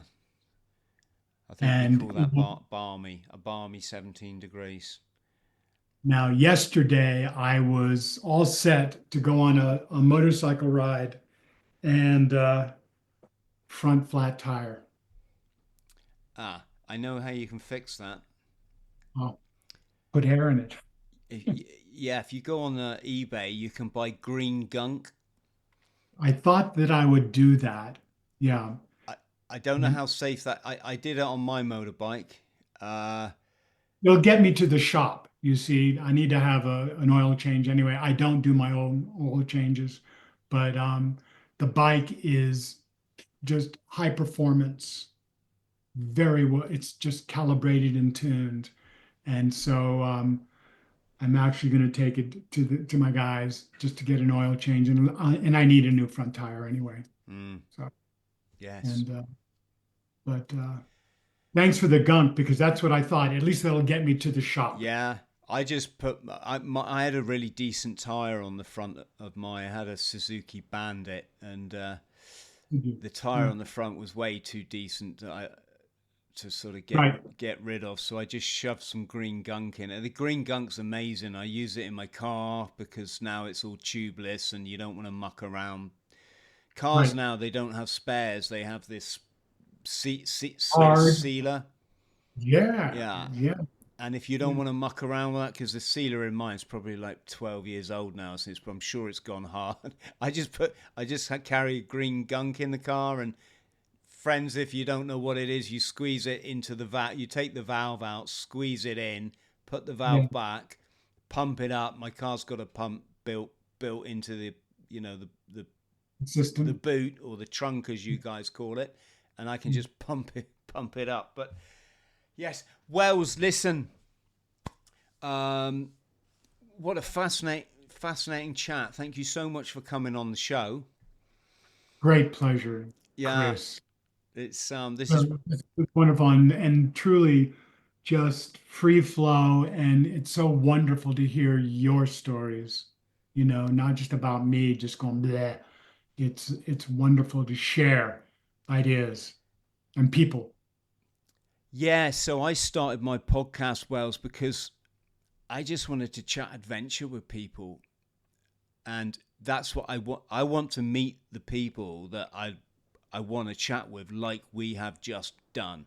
I've been fortunate that I've had, rock stars and professional footballers and, famous freedom campaigners, and a whole host. I mean, I just think everyone's got a story. And for me, the interesting ones aren't the ones that the public probably think they are. And spoke to a lot of veterans, veterans of a lot of conflicts. And what am I saying? Yeah, I started the podcast so I could sit down and have a chat with them. But it's quite funny. A lot of people are indoctrinated into thinking these are interviews. And they don't like it when I speak. And I'm like, sorry, you can fuck off. I'm not going to sit here for 2 hours, And Of course. And if I'm talking more than usual, then that's because I've got a great guest, and I may never see them again. I may never meet them. I don't know what it's like to be a film actor. I'd love to have to just have a bit of a walk-on part or a cameo or something. It's fun. It is.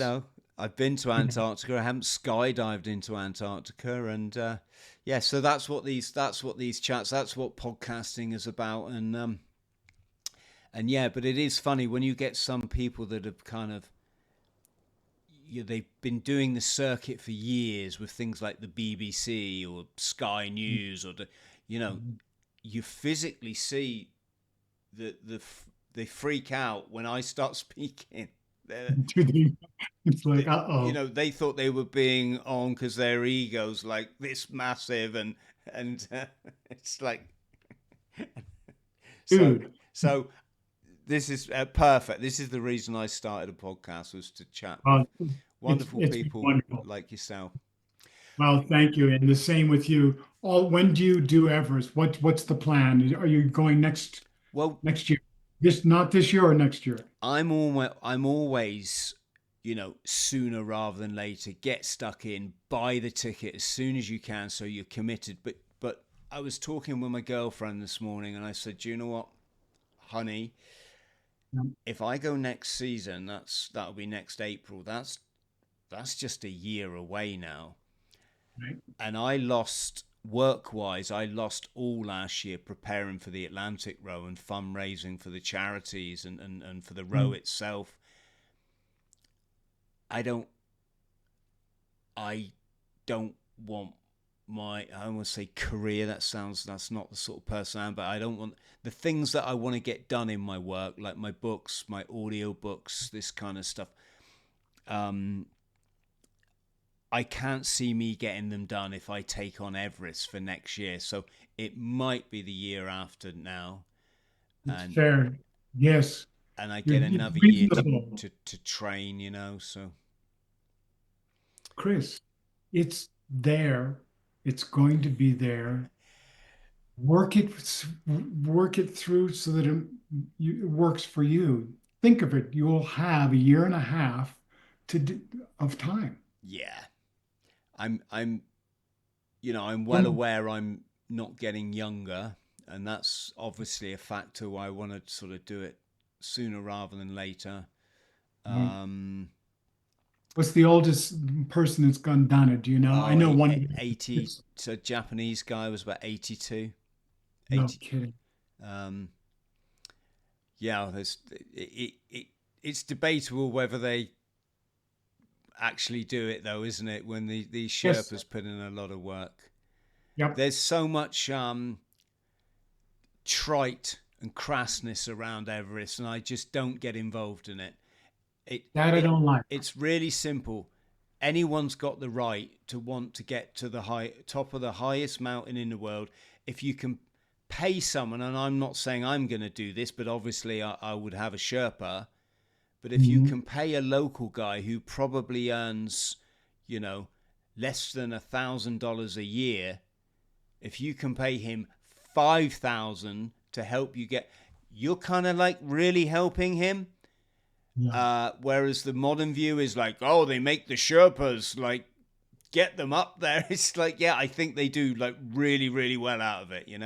It's like someone coming to my home city of Plymouth and offering me a role in a blockbusting Hollywood movie. It's a good deal, But I don't get involved in that. I don't get involved in that. Oh, it's not proper climate. Who's got the right to tell someone else that they can't live there?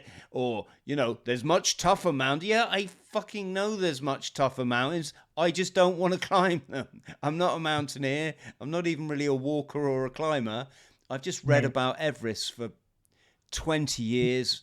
Chris Bonington was a big part of my childhood. My dad always used to read his books, and I grew up with the Hillary and Tenzing,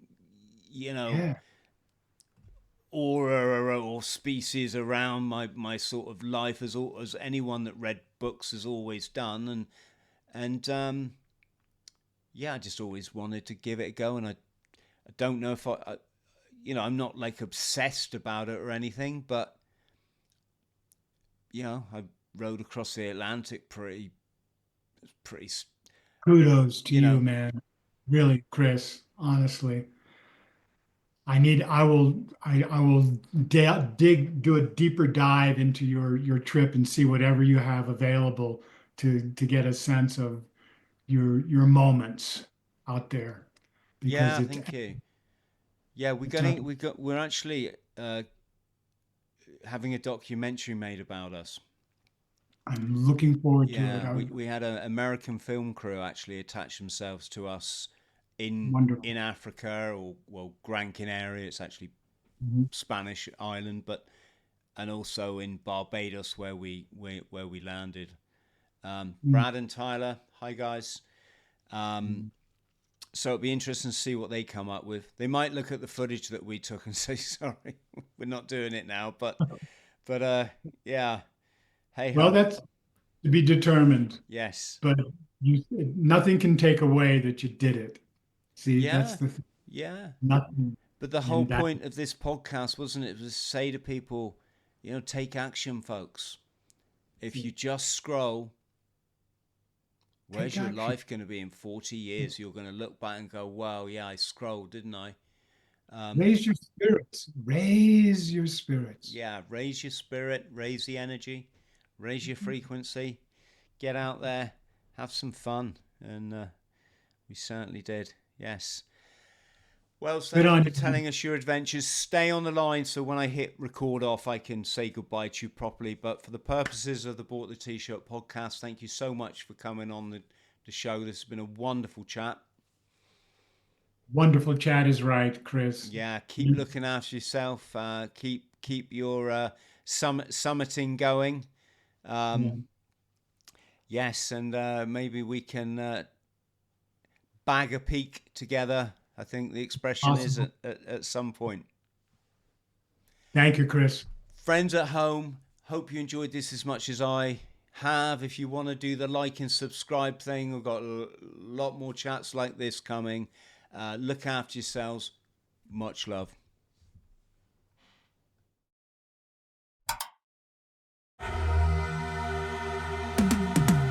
'Cause I've been living life